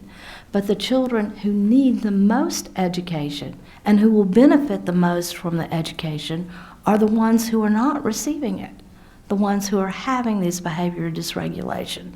So the question becomes, how do we identify in early stages and provide the appropriate services to enhance the educational experience instead of removing them from the educational experience? And part of that is expanding the services that we provide in the early years. Traditionally in Georgia, we've taken the stance that children under 7 don't receive mental health services. But if you look throughout the nation, that is not common practice elsewhere. We recognize that there is capacity and need to strengthen relationships between caretakers and children so that you can coach the caretakers on how to teach that child self-regulation and change that child's behavior, change that child's trajectory. What was referenced earlier in the Voices presentation is a local initiative done by the Douglas County Board of Commissioners because we have no workforce to serve children under the age of 7. A grant was received from the Board of Commissioners to the court. We contracted with LSU to provide training to 28 clinicians to do child-parent psychotherapy. And that is 26 intensive sessions over the course of a year where the therapist works with the child and the parent, gives them feedback on identifying what the behaviors mean, how to shape those behaviors, how to interact with that child, and how to be able to promote self-regulation of that child. And it changes the lives of the caretaker, and it changes the lives of the children in a very positive way. It's important that we pay attention to red flags. And as I've pointed out to you, those can be disrupted foster care, being put out of daycare, and being suspended out of school. Those are red flags that social and emotional needs and health of children is not being addressed.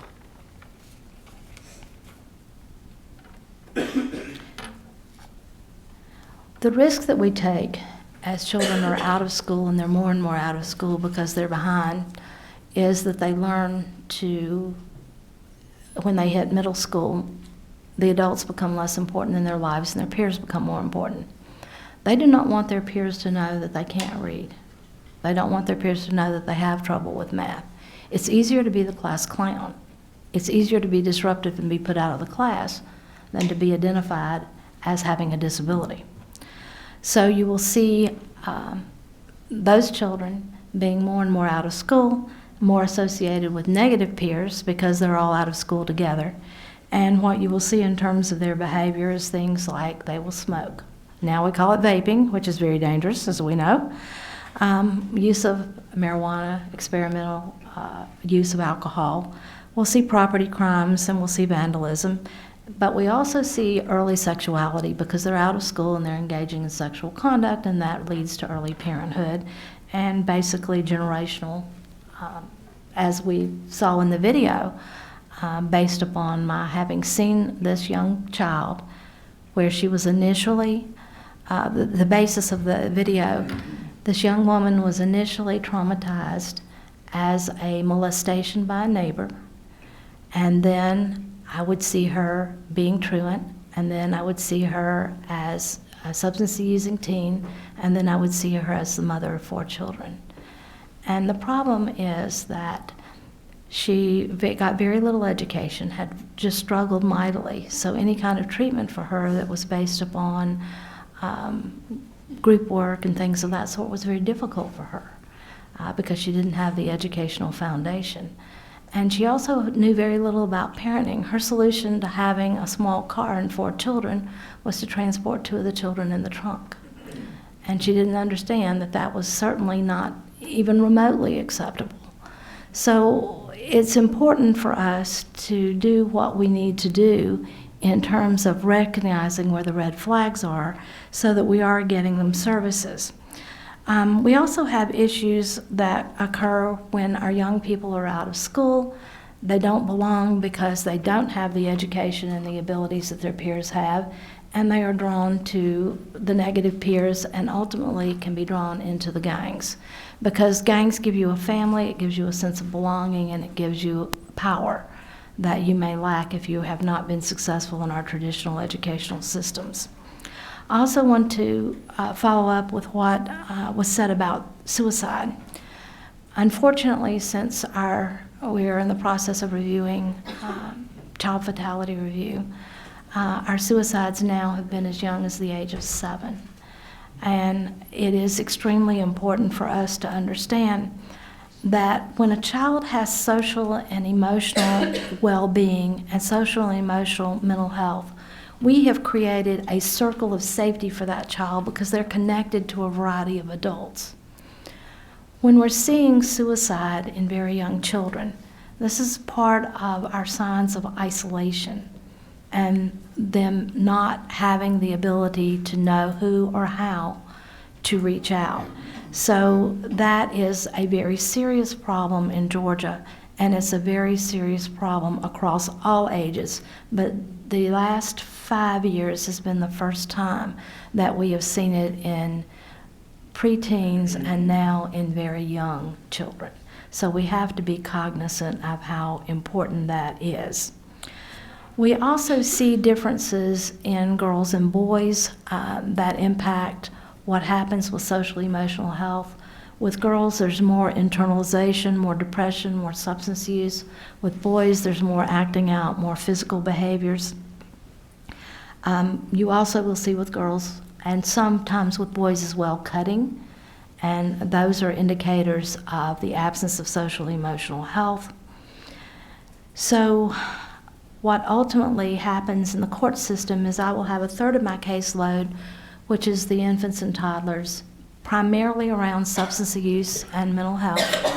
But 1/3 of my caseload is teenagers. And those teenagers are where the parents have reached the point that they cannot manage the mental illness issues with those children. They cannot manage the behavior, the aggressive behavior. I actually did an intake call on my way in this morning for this committee. And unfortunately, it's a disrupted adoption. This is a child who in adolescence is physically aggressive, is suicidal, and the adoptive mother is to the point that she feels the need, she has to protect the other children in the home, and she is refusing to pick him up at the hospital this morning. So it's vital that we provide the basis for mental health at the earliest point that we can. And any time that we're seeing these red flags, that we immediately focus on social and emotional health, because the brain does have the plasticity to change by positive experiences and the interventions that we can do. I can tell you that in 30 years of doing this work, we can't focus solely on children. We have to focus on their parents and their caregivers, because it is a family unit. And when you talk about maternal health, you have to talk about safe pregnancies. Many of our children who are experiencing dysregulation have substance use exposure. We have very few experts that can guide us on what to do. The waiting list for the Emory Neurodevelopmental Clinic takes 8 to 12 months to get a child evaluated. The wait at the Marcus Center on Autism can be 1 or 2 years. So our lack of professional expertise when we know we have acute needs hampers us in being able to provide what needs to happen. Our children need consistent medical care. One of the enormous red flags for our children in birth to 3 is not getting their well checks. And our information systems are not shared, and it is very difficult for us to know whether children are getting the appropriate care because there's not this integrated information sharing system. Children need safe and stable, nurturing environments. They need structure, they need consistency, and those are what allow us to teach our children self-regulation. And self-regulation becomes the foundation for adulthood. Can they follow rules? Can they be employed? Can they follow the law? Can they have a healthy relationship with appropriate boundaries? We do not have case management across agencies to deal with infants and toddlers. One of the key issues is that we put children in foster care, we make the referral to Children's First, but before the Children's First evaluation is completed, if there's a change in address, public health doesn't get that change of address. And there's no shared information between the Division of Family and Children's Services and public health to assure that those children are actually evaluated. What happens is there's a checklist. I made the referral, my job is done. Public health sends out one letter, one call. Well, if the child's no longer there, they check off that they've done their job. But that babies can't wait piece is the essential piece of where our early services are. Babies Can't Wait provides a wide variety and high quality, excellent services to our children birth to 3. And when they hit the 30-month mark, we have to begin the application to move their services from public health to the education system. But the education system is called in early special education, has a different name in every county. In my county, it's LEAP. In Carroll County, it's PALS. And federally referred to it as the local education agency. You're supposed to send in your application to the LEA. Parents don't understand that. And I think there's a lot we can do to make certain that we have continuity of care. Another thing that's a huge barrier for us is lapses in Medicaid. Medicaid has to require documentation from time to time. We're using physical addresses. Our families don't stay there, and they don't renew, and we have large gaps. It takes a long time for us to be able to get the children back on Medicaid, and we really, really struggle to have that continuity of care.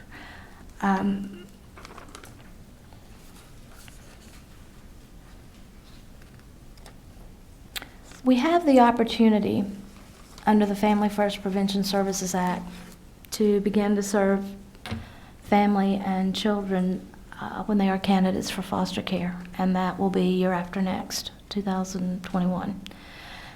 And it's important when you're looking at Medicaid to consider the value of having coverage for the mother after the birth of the child so that we can follow what is considered best practices. Best practices for social and emotional mental health of infants and toddlers is to keep families together. if there is substance use and mental health problems, if we can support them together in treatment, then we are following what is considered best practices to get the best possible outcomes for our children. So there's great value in looking at what Alabama's doing. There's great value in looking at what Tennessee is doing. We have a lot of things here. We need a lot more coordination of services, a lot more shared information, and a lot more case management. But we have to build capacity of workforce, and that is not just in child welfare, but that is also in education, and that is very much so in the mental health field. 0 to 3 says it's all about relationships. And what I teach people is same places, same faces. If you are constantly changing your caregiver, you're not going to do well. If you are constantly changing your therapist, you're not going to do well. If you are constantly changing schools and educational settings, you're not going to do well. And if you're constantly changing your daycare provider, your medical provider, you're not going to do well. And with our children, we take them anywhere to anybody that will see them, and we don't think about the need for same places and same faces. Thank you for the opportunity to share what I've learned in 30 years. I look forward to working with you throughout this process because this is vital work. Thank you. You've given us a lot in a little bit of time, I know. And I know particularly always, even though I'm very engaged in suicide and that conversation and the prevention, when you hear it get younger and younger and younger, and probably there have been attempts even younger than we're aware of for some very little person to very intentionally give up. The good news is that we have the surveys in the schools, Mm-hmm. and we ask them about suicide attempts, so we know where to focus our interventions, at least with school-age children. But our safety nets for our younger children are their well checks and the opportunity for them to have the services through daycare and through Children's First and Babies Can't Wait. One of the things nationally that my grant people keep asking me is, where's your home visitation program for high-risk pregnancies, for high-risk births? And I'm like, well, we have some in some remote areas of rural Georgia where there's not a lot of health services. We have none in metro area, and I don't have any access to home visitation programs. And that's what my national reviewers are asking me. Why do you not have that here in Georgia? Thank you. Thank you. Okay, Chairman Dickey. Thank you, Chairman. I appreciate you coming here today. I really, what a challenging scenario you've really painted here. And I'm just really blown away by all you've talked to us about here this morning. I really appreciate the job you do, and really give me a lot to think about. I tell you, it really, I don't see firsthand what you see on a day-to-day basis, and it's just really, really touched me this morning. But I've got a couple of questions to kind of that come to mind that I've seen, and I've seen figures where the number of children put in foster care has just dramatically increased over the last few years in our state. Yes. Is that been positive? Is that help? Is that a good trend? I mean, not a good trend, but is that a good way to treat or to help these children? No, it's not a good trend, but it's consistent with the national trend. Yeah. And it's consistent with what you look, when you look at the cost of living, and you look at wages, and you look at the people who are at risk, it's consistent with what we're experiencing. We're going to see more and more issues around housing. Affordable housing for our families that don't make very much money is one of the greatest challenges that we face. It's not uncommon for me to deal with children living in cars. I did intake on children living in cars this week because the family finally got to the point where they just couldn't provide for the children. They were very candid. that they were worn out. They didn't have anywhere else to go. So no, that's not a good trend. But for the first time, we are shifting child welfare reform, child welfare financing. We are going to be able to serve families where we know they're at risk for being removed to foster care. So we are going to shift our work more into family preservation so that we will be able to reduce those numbers. And we're working very hard looking at other models of things that we can do to reduce those numbers. Because the best family for a child is the birth family if it can be a safe family, a stable family that can meet the well-being of that child. Mayor, ask another question. And I thank you for these recommendations. I know Sarah's getting them, and I really appreciate the specifics recommendations that you've given us some here, and I hope you'll make sure we have all that you want. The other issue that comes to mind is mental health professionals, really the lack of them. Yes. I hear that, and when I'm doing K through 12 funding and all through, we just don't have you mentioned the capacity of mental health professionals to provide treatment. Why do you think, can you shed light on why we don't have that? Is it licensing problems, education, and how can we fix that? I expect that Erica has a better handle on that, but my perception is that we don't value it, we don't pay, we don't provide any incentives for people to be in that field, and I don't think that it draws the respect that it should, because it's vital. It's vital to all of us. It is. But I think Erica's probably in a better position to give you a better answer on workforce. Okay, thank you. Thank you, Chairman. Thank you. Representative Oliver. I want to agree with Chairman Dickey about how overwhelming this is. Even though I have a little bit of exposure to these issues, I've, in the beginning of my law practice, had to represent parents who were living in cars. And in the last month, I've had multiple parents talk to me about, in my law practice, their worry about self-harm with their children. So I have a tiny bit of exposure, but what my ignorance is that I'm revealing to myself today, this complexity, is drilling down into the specifics of who gets paid for what. And Madam Chair, I think that might be, as we go forward, very, very helpful. Who has the power to change the diagnostic codes that will result in Medicaid funding for children at what age? What's that procedure? Who analyzes how it costs? I mean, is Governor Kemp empowered today to say, I want to cover children under 7 for Medicaid mental health services, and he just says it and that happens? Or your local expert is Ariane Weldon, and I certainly would consider having Ariane talk to you a little bit about the Medicaid codes. Danielle Navinger with AmeriGroup is another one that has expertise on the codes and what it takes to be able to change those. But yes, we can make those adjustments, and it is within community health. in Babies Can't Wait, is that an entitlement program where everything's paid for by Medicaid, or is it paid for by others? Madam Chair, she don't have to answer me now because I know our time, but I need to understand all that. A lot of Babies Can't Wait is actually federal funding that's drawn down, but some of it is also state funding, some of it is Medicaid billable. It just depends on what the services are. It's complicated, and I realize I don't understand it. There's not anything in dealing with infants and toddlers that's straightforward or easy. I think Dr. Sitkoff may have a little information on that too. If you would just go to that microphone over here at the podium, though, just so that it's really picked up, so that we get that information. And we are going to focus on this again in another one of our sessions a little bit later.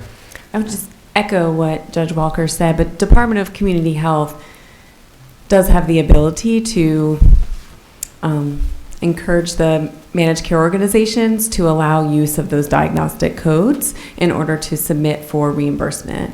And then as regarding the Babies Can't Wait, There is federal money that comes in, but the first payer of that is the child's insurer. So Medicaid, their private insurance, it goes first to them to fund it, and then it gets over to the program.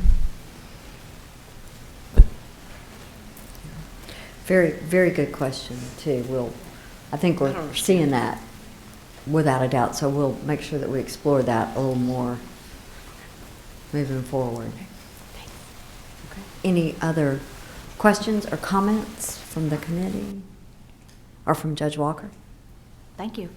Oh, thank you. Thank you for what you do every single day. You're making a huge difference, and we hope we can help you. Okay. I believe we have one more session before we take a little break for lunch, and then we'll come back.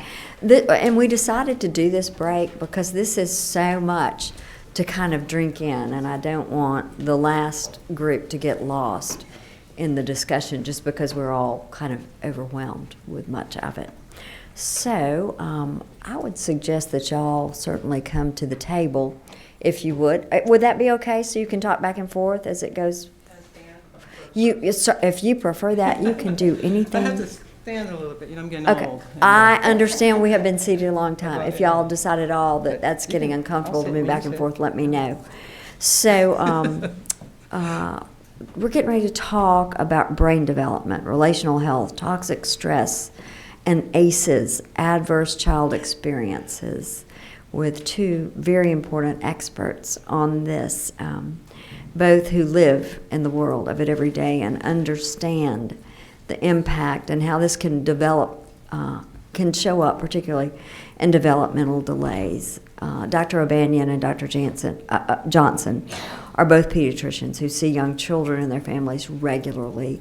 They will discuss some Georgia-specific needs for these services and go deeper.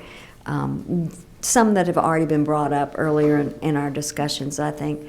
So just to give you a little brief information, Dr. Johnson is a Marcus Professor in General Academics and Pediatrics and Director of Partners for Equity in Child and Adolescent Health for the Department of Pediatrics at Emory University here in Atlanta, a member of the American Academy of Pediatrics, and serves on the executive committee for the Academy's Council on School Health. She's also the chair of the School Health Committee for the Georgia chapter of American Academy of Pediatrics. She's very involved in much of the work we already do in our state, without a doubt, and I've had the privilege of working beside you in several places, even very recently. Dr. O'Banion, developmental behavioral pediatrician, an assistant professor at Emory University School of Medicine in the Department of Pediatrics. He's in the Division of Neurology and conducts clinics in various locations through Children's Healthcare of Atlanta and Emory School of Medicine's Department of Pediatrics, also on the faculty at Morehouse School of Medicine and Georgia State's Leadership Education in Neurodevelopmental Disabilities program. His research and clinical interests are in parenting, relational health, and adverse child experiences leading to the developmental differences. I appreciate y'all very much stepping away from, I know what was probably a very busy day, to come and help us learn more. Your insight, I know, will really be important to this conversation, so thank you. You're welcome. Well, good morning or good afternoon. And thank you, Madam Chairman, for having us and the rest of the panel for listening to this work. I don't know if there's anything else that we can contribute that hadn't already been said. The speakers before us have really laid the foundation for the work that we do each and every day. I'm going to talk a little bit about toxic stress and all those things that you've already heard about. And we're academicians, so we have a tendency to forget who we're talking to sometimes. So if we get too involved in this medical jargon, you just raise your hand and say, stop talking, okay? We will. I do want to just point out a couple of things. First, a lot has been said about early childhood development, and if we don't do it well, what we have to anticipate happening later on, as our wonderful judge just eloquently reiterated a few minutes ago. But I think a lot of our focus has to be on prevention. We have to really start there. We have to try to figure out how to prevent these children from entering into this area of dysfunction, this area of critical need that we, as a society, are not able to meet. right? And I think the other really important issue around this whole discussion, we talk about the children sometimes as if they live in a vacuum, right? But they live in the families. They live with parents, and majority of the issues that they face are based on the dysfunction within the family and the community in which they live. And so when we start talking about solutions, we really have to talk about how do we help these families and these communities who are really contributing to the stress and the trauma that these children are facing. And if we don't do that, we might as well just pack up and go home, because we can only do so much with the child by themselves. We really have to figure out the cause, the root cause. The World Health Organization came up with this wonderful quote years ago. It says, why would we try to treat something without dealing with the cause of those things that we're trying to treat, right? So we really need to focus not only on our children and those who care for our children, but we got to focus on their families and the communities that we serve. So I just wanted to throw that out. When we were talking about well child checks, thank you, I could kiss you. The fact that you started talking about how important that was, because that's sort of overlooked. People talk about it all the time. They say, well, you know, children need to go get their health checks, blah, blah, blah. But they don't say why. The why is what's really important, because that's where we really try to lay the foundation for prevention, is when they come in for the well child checks. We usually see the children for the first time when they're like 3 to 5 days old, right? We require as pediatricians that these poor mothers get out of their beds after having been in labor for 24 hours to get sometimes on public transportation to come to us so we can check the bilirubin level of a child. I don't know why we do that, but that's what we do. And so we see them very early, right? We see them between, at least within the week after they're born. And that's the time to start. And that's the time that we start. So I always tell my parents, how many brain cells do you think this little one has? And I say, it's a really, really big number. And they go like, oh, I don't know, 1,000. I go, no, it's a really, really big number. And then they'll say 2,000, and I go, okay, you'll never guess it. Do you have any idea how many brain cells a child's born with? Anyone? Okay, I don't want to put you on the spot. 80 to 100 billion. Every child comes into this world with the capacity to change the world. Every child. The problem is that they're not connected, right? They're there. So God really leveled the playing field for us when we're born. It doesn't matter the color of our skin, our socioeconomic status, or where we live on this earth. Every child comes into this world with the capacity to change the world. And our role as pediatricians is to make sure that they are able to maximize that potential so that they can change the world. And we know that they're going to have a lot of challenges when our families come in and we realize that these families are challenged. So I start there. And I said, well, these brain cells are not connected and they're not talking to one another. So our goal is to make sure these little brain cells talk to one another. And it doesn't take a whole lot. You've got to interact with your baby, you got to talk to them, you got to read, you got to sing songs. And even if you can't sing, it doesn't matter, it's the sound of your voice. But you've got to interact and engage this child on an ongoing basis. And you've got to hold them. You got to give them a sense of security so that as they're developing this cognitive function, their ability to relate and to be a part of a system is formulated as well. And when they come back to see us, then they come back sometimes 2 weeks later, then sometimes a month later. Then we see them at 2 months, 4 months, 6 months, 9 months, 12, 15, 18, 24, 30, 36, and every year after that. That's a lot of touch points. So every time they come back, we're reinforcing this, right? We're telling our parents over and over again, these are the things you have to do. Not only are we reinforcing it, but we're also telling our parents, we're also screening our parents for all the risk factors that will ultimately impact this child. So we do family resource surveys. We ask them, do you have a place to live? Do you have enough food to eat? Is there maternal depression? The whole concept of extended Medicaid for a year after a mother has a baby is critical, because we actually screen for the first 6 months, right? But if they really have no resources after 6 weeks, we have nowhere to send them. And so we really need to extend their coverage so that they can have the capacity, if they're still dealing with postpartum depression, which is probably one of the biggest traumatic events that a child can have to strive with, then they have access to services so we can resolve this postpartum depression.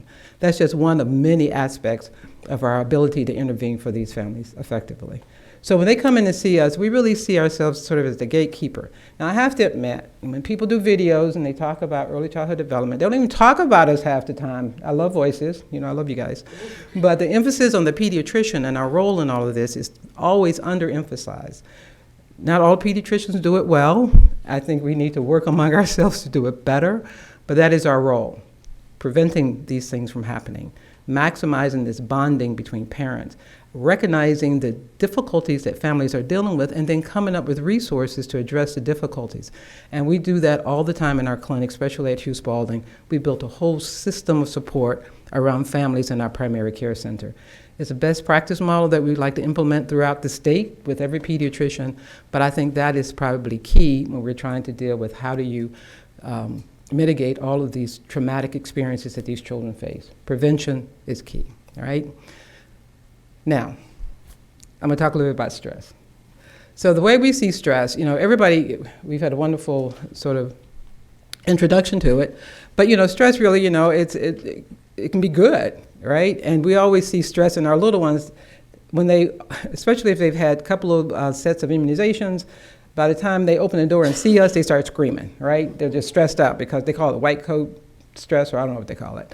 And if you weigh them, they just go off the rails, right? Because they know what's coming. But once we give them their immunization, the parent soothes them, and everybody talks about how wonderful they are, that stress goes away. That's good stress. When I was in training, our training was a lot more difficult than our current residents. We like to throw that in their face all the time. But we used to be on call 36 hours straight, right? And then we go home, get a good night's rest, and we come back and we're 36 hours again. But I often fell asleep driving home, right? And I remember one time waking up and I was actually rolling off of the expressway toward my home, and the stress, I remember my sinuses cleared, my heart was racing, my eyes, I could see everything around me. And that's good stress because that's a protective stress, right? So not all stress is bad. So we know that stress is good. We know there's other measures of stress like tolerable stress where it's a little more severe, it's a little more long-term, such as children, losing a loved one, or children being caught up in a natural disaster, or children who have been displaced, that it may take longer. But if you have buffering and if you have people who can reassure that you're safe and you're fine, then that stress goes away. But what we've really been focusing on is toxic stress, which is really severe stress that's long-term, for which there is no buffering. There is no escape from it. And that's usually associated with neglect and abuse and children who are in very, very dysfunctional households. And so we want to do a little medical pathophysiology on that, and it's going to be a little bit, I promise. It's not going to be a whole lot, so don't go to sleep on me. So when we talk about stress, we talk about cortisol, right? It's that hormone that's released when we are stressed. Like I said, cortisol and small elevation of cortisol in small doses is okay. But when it's there all the time, at high levels, it literally disrupts the brain. Now I was telling you about, babies have 80 to 100 billion brain cells. If you do a really, really, really good job in stimulating and in bonding with a baby, by the age of 3, you have 1,000 trillion connections in your brain, which is half of what we have. And I probably have even half of that right now because I can't remember anything. I don't even know what I had for breakfast yesterday. But the idea, if you don't use it, you lose it, right? But a 3-year-old probably is smarter than anybody, us collectively in this room, because they have 1,000 trillion connections. But if you have this elevation of cortisol starting at a very young age, it not only decreases these connections from happening, but these connections that have already happened, they actually diminish them. And in some babies who are severely affected, their brains are smaller. They're not as big as children who are in healthy relationships. So that's really important. That's really simple. Cortisol just shuts down the connections in our brain. The other thing is the amygdala and the hippocampus. They're 2 little areas in our brain that's really responsible for memory, for learning, and for emotions. They are affected most by this high cortisol level. And that's why these children have so many issues around learning, so many issues around bonding and attachment and emotional regulation. It's because the amygdala and the hippocampus are affected more by this toxic stress. Not only that, but they're really hypersensitive to stress, right? It's sort of like a PTSD. They're overreactive, they're hypervigilant, even little ones. I'm talking babies can be this way when they're exposed to all of this stress. So this is the pathophysiology that you see when we talk about toxic stress in children. And then this whole issue of the immune system. Cortisol also decreases the capacity of the immune system to fight infection. So a lot of these children are chronically ill as a result of that. The other real important aspect of this is that there is a disparity. that children of color and children who live in poverty are exposed to much more trauma than children that are not. And I know, we have to understand, it's sort of like it's intuitive, we have to understand it, but we really have to focus our attention and our efforts on these families that we know are really suffering and that are really at risk to have all these adverse experiences that they pass on to their children. Everybody has a video, right? So I want to show you this really quick video that was developed by Sean Koff. He's the guru in early childhood development, and it's only about 3 or 4 minutes, but can I open it? Okay, let's see. Uh-oh.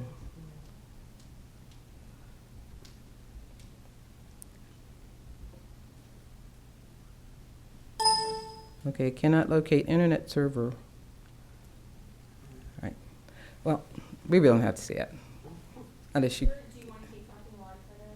Yeah. Well, you're going to have to use this. But what I was going to talk, so he talks about, he actually illustrates quite beautifully with really nice pictures of children. I wonder if there's any way to. Oops. Oh, I mean to do that. I meant to right click it. I wonder if there's a way to get the URL off of there and just onto the internet, because I think that may be what it is. Okay.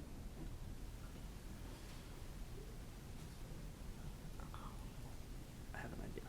Is this connected to the internet? It is. All right. You just watched a couple of videos. Young people know how to work with electronics, so people really don't know. Yeah, just. Probably don't look.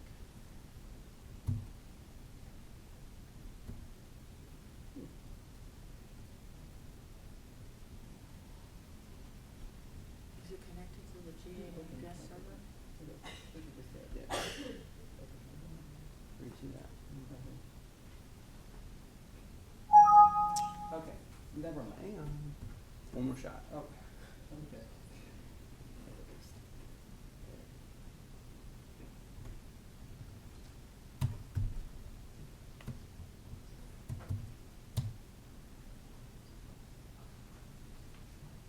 Okay, well, This is not on. that's interesting. Well, it was earlier. So it was earlier because we watched a couple of videos, but that's fine. Okay. Here, just, sorry.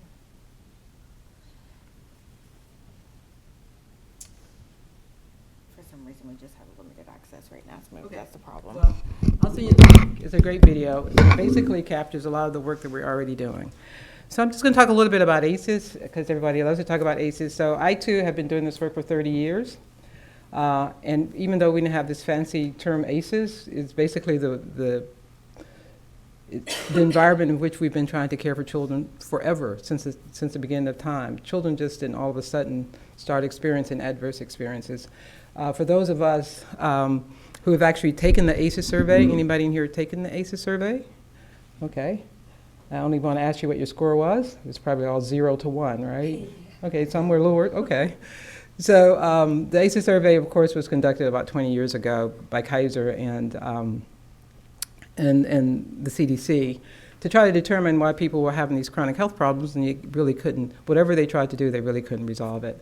And so they realized that there was some sort of relationship with the experiences that they had as children that really impacted their long-term health, and that's how the ACEs study came about. And they realized that, in discussing this whole ACEs concept, it really was given to a segment of the population that really wasn't, disenfranchised, right? These were people who had insurance, they were actually getting their health care taken care of, but that this probably can be translated across the spectrum of people who are actually dealing with chronic health problems. And so they came up with these 10 questions, and they really asked you questions around whether or not you had emotional or physical trauma or abuse, if there was separation or divorce in your family, domestic violence, mental health illness, incarceration, substance abuse. So those are basic 10 questions, right? And they, and so people took the survey, and if you scored more than 4, then you were at increased risk. It wasn't a direct predictor, and it meant that you would go on. It meant that you were increased risk of having long-term health problems. So when I took the ACEs survey, I actually scored a 5. right? And but what's funny, I had to think about it. I was like, okay, yeah, there was domestic violence, yeah, there was mental health issues, but what was interesting is that as I was trying to, think through it, I said, well, it really didn't affect me adversely, and why was that, right? It didn't define who I was, which it does with a lot of people. It's because I had buffers, right? I had people in my life who really sort of insulated me from all of the trauma. And when I went to school, I had teachers and I had coaches and I had everybody to validate the value of who I was. And so all these adverse experiences didn't define me. That's something that we're going to talk about a little bit more, which has already been sort of discussed a little bit, about resilience, about what does it take to sort of mitigate all of the impacts of trauma. So the ACEs survey is a huge thing now. Everybody loves it. As pediatricians, we were asked to conduct these ACEs surveys to all of our families, which is really difficult, right? Because it's hard to ask a parent if your child is living in an environment that's not healthy for them, right? But everybody's saying you gotta do it, you gotta do it. The other issue of once you do it, what are you gonna do about it, right? So you survey all of these families and try to figure out all these adverse. So do we have the resources, as we've been talking about, to actually refer these families out so these children can get the help they need and that the parents can get the help they need? Because again, if you don't treat the parents, it really isn't as effective if you're trying to take care of the child in isolation. So the ACEs survey has become big, but I would suggest that there's more than just the ACEs survey. There's more adverse experiences for children that go beyond the family, inside the home. And we like to use this a pair of ACEs. It actually is like sometimes you can add additional things to this. So not only are there adverse experiences within the home, but there are adverse community environments that we have to consider when we're trying to come up with solutions, right? We have to look at the big picture. So you have to look at poverty, discrimination, the lack of economic mobility, families living unaffordable housing, families being displaced, living in cars, poor wages. All of those things contribute to adverse experiences for children because they impact the family, but directly impacts the child. So I want you to, if you don't take anything away from it, realize that there's more than just adverse childhood experiences that we do the survey. There are other issues that are community-based that are just as much impactful as that, and that when we're talking about solutions, we got to talk about all solutions. Now, I know it's a heavy load to place on you guys. I don't expect for you to be able to, find all the solutions through legislation, because all the solution isn't through legislation, right? But a large part of it is. But I need you to know that you need to consider all of those things. The ACEs study was pretty profound. We found that, a couple of things that we just want to point out that is really common. People think it's uncommon, but it's very common. It's much more common in poor people and children of color. Is often unrecognized and is often masked as other things, as children acting out, as opposed to children being exposed to trauma. Someone once said, you shouldn't ask a child, why are you doing what you did, but what happened to you? Instead of saying, why are you doing that? I said, but what happened to you? And so you can get at the core of why they're acting out. We know that it's linked to chronic health problems as well, and we know it's dose response. We always say 4 or more in adults leads to chronic health problems, but we say 3 or more in children lead to adverse outcomes, such as 3 or more ACEs, you have 3-fold increase in academic failure, 6-fold increase in behavioral problems, and 5-fold increase in attendance if you have 3 or more ACEs. So it is important for us to try to determine whether or not these children are living in this environment. It's very difficult for us to do so, but we do that when they come in to see us as pediatricians during their well child checks. It's something that our early childhood providers can do as well. They can screen these families, and they can screen these children as well. And they can focus on prevention just as much as we can focus on prevention. So I want to leave with you that we really need to not only look at the resources that are available to us, to look and see where our deficits are and our gaps in our healthcare system and mental health, but we really need to focus on prevention as much as we can. We may have to do the healthy development of young children in the early years of life literally does provide a foundation for just about all of the challenging social problems that our society and other societies face. What we're learning, not just from behavioral and developmental research, but also now from exciting developments in neuroscience and molecular biology, is how much early experience from birth, in fact, even before birth, how much this experience literally gets into our bodies and shapes our learning capacities, our behaviors, and our physical and mental health. The brain is basically built from the bottom up. First, the brain builds basic circuits that are responsible for basic skills, and then more complex circuits are built on top of those basic circuits as we develop more complex skills. Biologically, the brain is prepared to be shaped by experience. It's expecting the experiences that a young child has to literally influence the formation of its circuitry. It's built into our biology. The interaction between genetics and experience that shapes brain architecture is embedded in the reciprocal relationships that children have with the adults in their lives. And by that we mean what we refer to as the serve and return nature of children's interaction with their adults. Development and the impact of experience on development is not a one-way street. It's a back and forth interaction. The brain is a highly integrated organ which has multiple sections that specialize in different kind of processes. So we have parts of the brain that are involved more in cognitive function and other parts that are involved in processing of emotion and parts involved in seeing and hearing. So if a child is emotionally kind of well put together and socially competent, that will affect more positive and productive learning. And if a child is preoccupied with fears or anxiety or is dealing with considerable stress, no matter how intellectually gifted that child might be, his or her learning is going to be impaired by that kind of emotional interference. So when we talk about healthy development in the early years, and particularly when we talk about preparing children to succeed in school, we cannot separate cognitive development from social and emotional development. You can't have one without the other. All development builds on what comes before. So when children experience stable, nurturing relationships, it fosters the development of healthy circuitry. And when children experience uncertainty or instability or abusive or neglectful relationships, it literally disrupts the circuitry and the brain's architecture as it's being built. Over time, this has a wear and tear effect. And the more stress you have, the more causes of stress, and the longer your stress response, the more likely you are to have a whole range of problems later on. It can affect the immune system, it can affect the cardiovascular system, and this is why excessive, prolonged stress early in life is associated with a higher prevalence later, not only of learning problems and behavior difficulties, but also physical and mental health problems.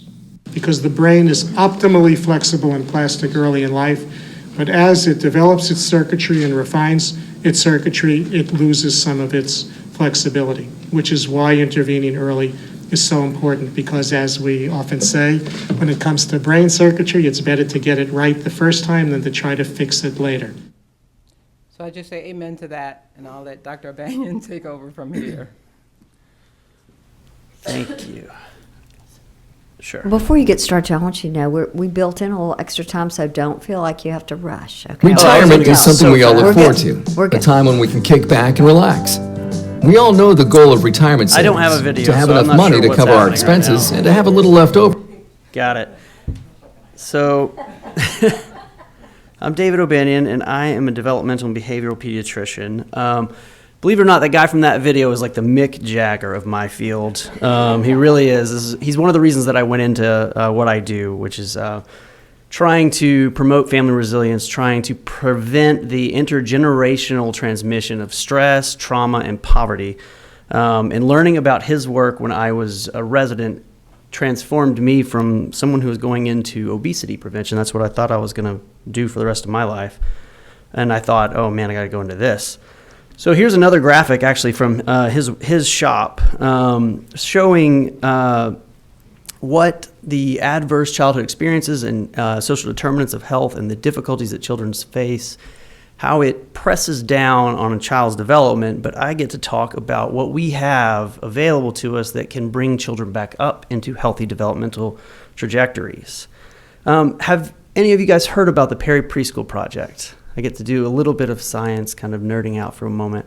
So this is one of the studies that made me say I'm going to become a developmental pediatrician. What they did, this is back in the 60s in Michigan, took two locations that were pretty much side by side and said, one's going to be the intervention and one's going to be the control. It was a pretty small study. And they said to the intervention, what we're going to provide for you is quality preschool daycare kinds of interventions, not something that was outstanding, not out of this world, just very good, where there was going to be a focus on early learning skills, but also social and emotional development. So when a child had an issue sharing, there was going to be an adult there to make it better, and the adults were going to be modeling good social and emotional behaviors throughout that time. To the control, they said you can get whatever, and that was families sometimes keeping their kids home as they would do, or they're going to a home daycare or an unlicensed place. The effects were pretty outrageous. In fact, the person that put all these similar studies together won the Nobel Prize for economics in the early 2000s, developing something called the equation for human investment, finding that the earlier, of course, that we do this work, the higher the rate of the return is. And this is exactly how I teach it to the residents, so I'm going to be a little bit interactive with you guys if you'll permit me, and will put you on the spot if I can. There's about a 13% return on investment for programs like this after you get to about the age of 40. And here in this graph, I've broken it down. You see the costs is the relatively small, but there is a cost to early education. And then you see the benefits down below. And I'm wondering if y'all can guess where most of this comes from in terms of the benefits. It's a direct measure of cynicism. It is criminal justice system. You got it correct. The early residents never get it right. They usually say healthcare. It's all about healthcare. And I say, no.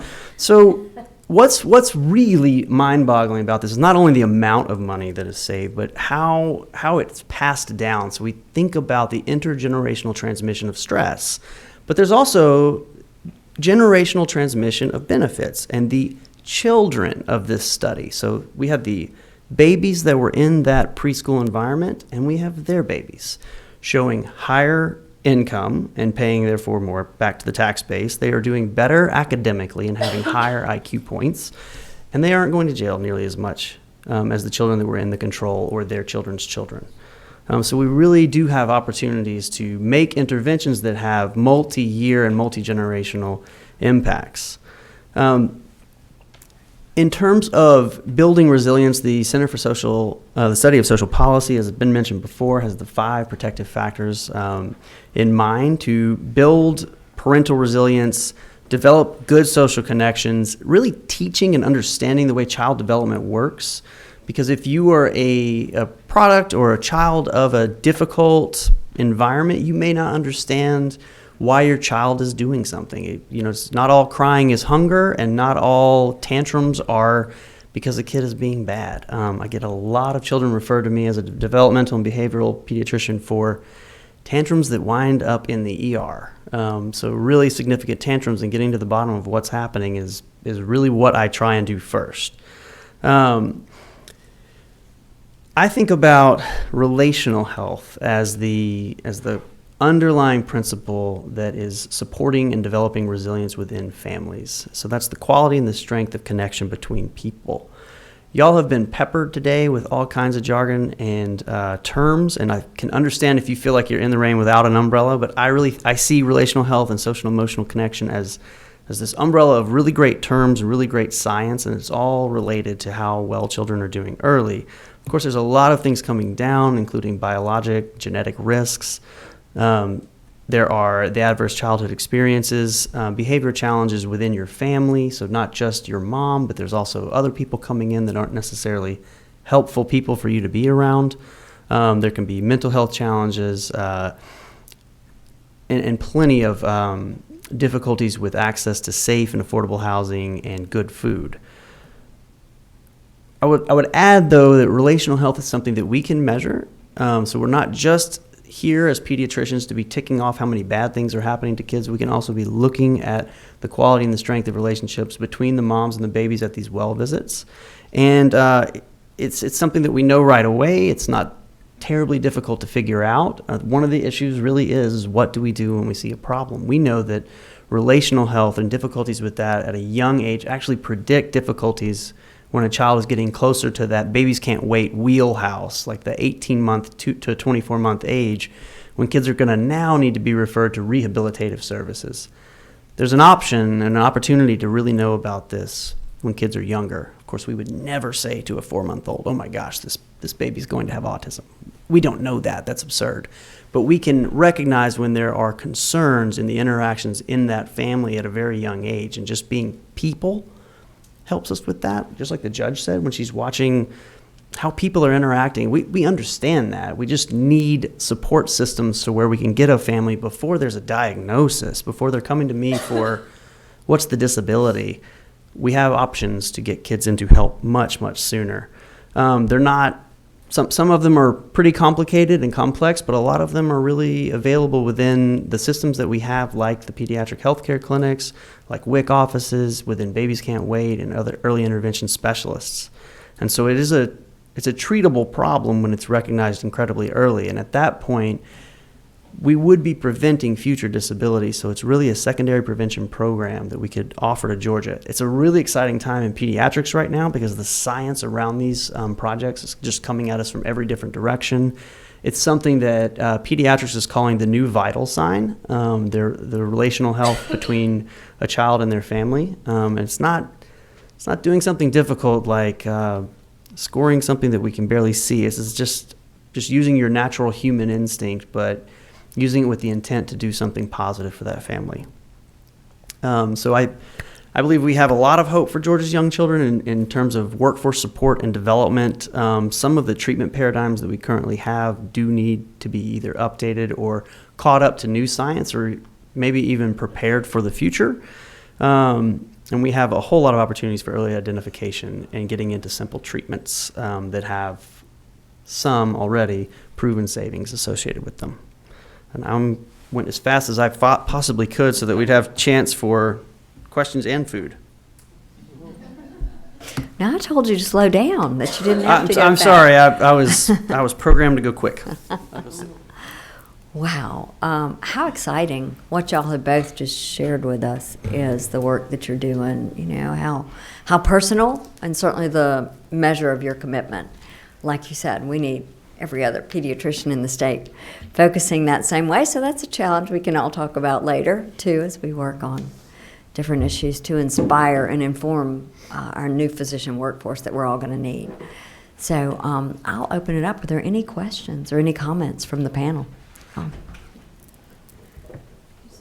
Let me get you. Is there any relationship between APGAR and ACEs scores? Not that I'm aware of.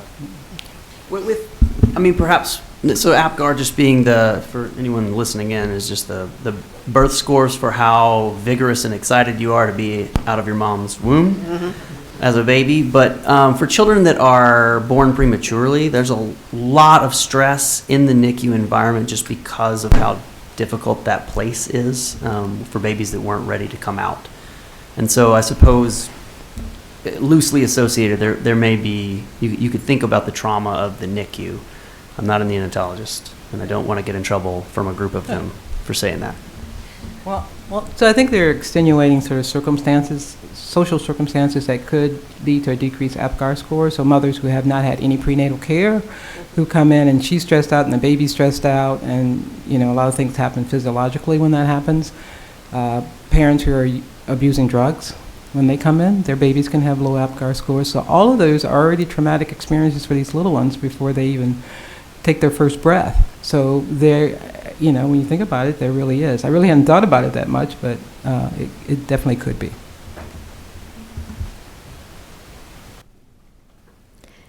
Thank you. Chairman Dickey. Thank you both for being here. Dr. Johnson, you start off your presentation with something that was really been on my mind all morning, and really before now is prevention. You really mentioned that a lot, and I hope this committee and we can look and some more input from you on prevention, because providing services, providing things are so expensive and all, but it seems to me, in my opinion, prevention is something that I think we don't focus enough on or spend as much efforts and times, and I thank you for Have you got any more elaboration on that, or briefly? How much time do you have? Well, I look forward to talking further with you or any of our other panelists about prevention. I just thank you for wanting to focus on that. Well, I just want to briefly say it's really complex too. Prevention is probably just as complex in some ways as intervention, right? Yeah. Because there's so many issues that come into play about what we have to try to prevent. We can't prevent poverty. I mean, we wish we could, but that's a major contributing factor to all of this. Domestic violence and all those are emotional and severe psychological and psychosocial issues that really impact the lives of these families, impact the lives of these children. They're very difficult to prevent as well, but there are things we can prevent when it comes to exposing our children to all of the trauma that's already there. Letting our parents be aware that these things do impact their children. When our judge was talking about having the mother who couldn't speak to her child, it's just amazing. That happens to us all the time, right? And so we model that. You know, the first thing I do when I see a baby, like a newborn, is, which sort of surprises the residents, I start talking to the newborn immediately. You know, I'll say things like, so how's it going? They feeding you well? Do you know these people? You know, that kind of thing. And the parents kind of laugh at me. I said, that's what you do when they're with you. You talk about everything, right? And so you have to kind of model this behavior for a lot of our families. Talk about those connections, talk about the importance of protecting them even when they're in a dangerous environment. You can insulate your children when you're in a dangerous environment. You just don't know that. You don't know that you should do that. And then when we tell them that and educate them and model those things for them, it really does go a long way toward prevention.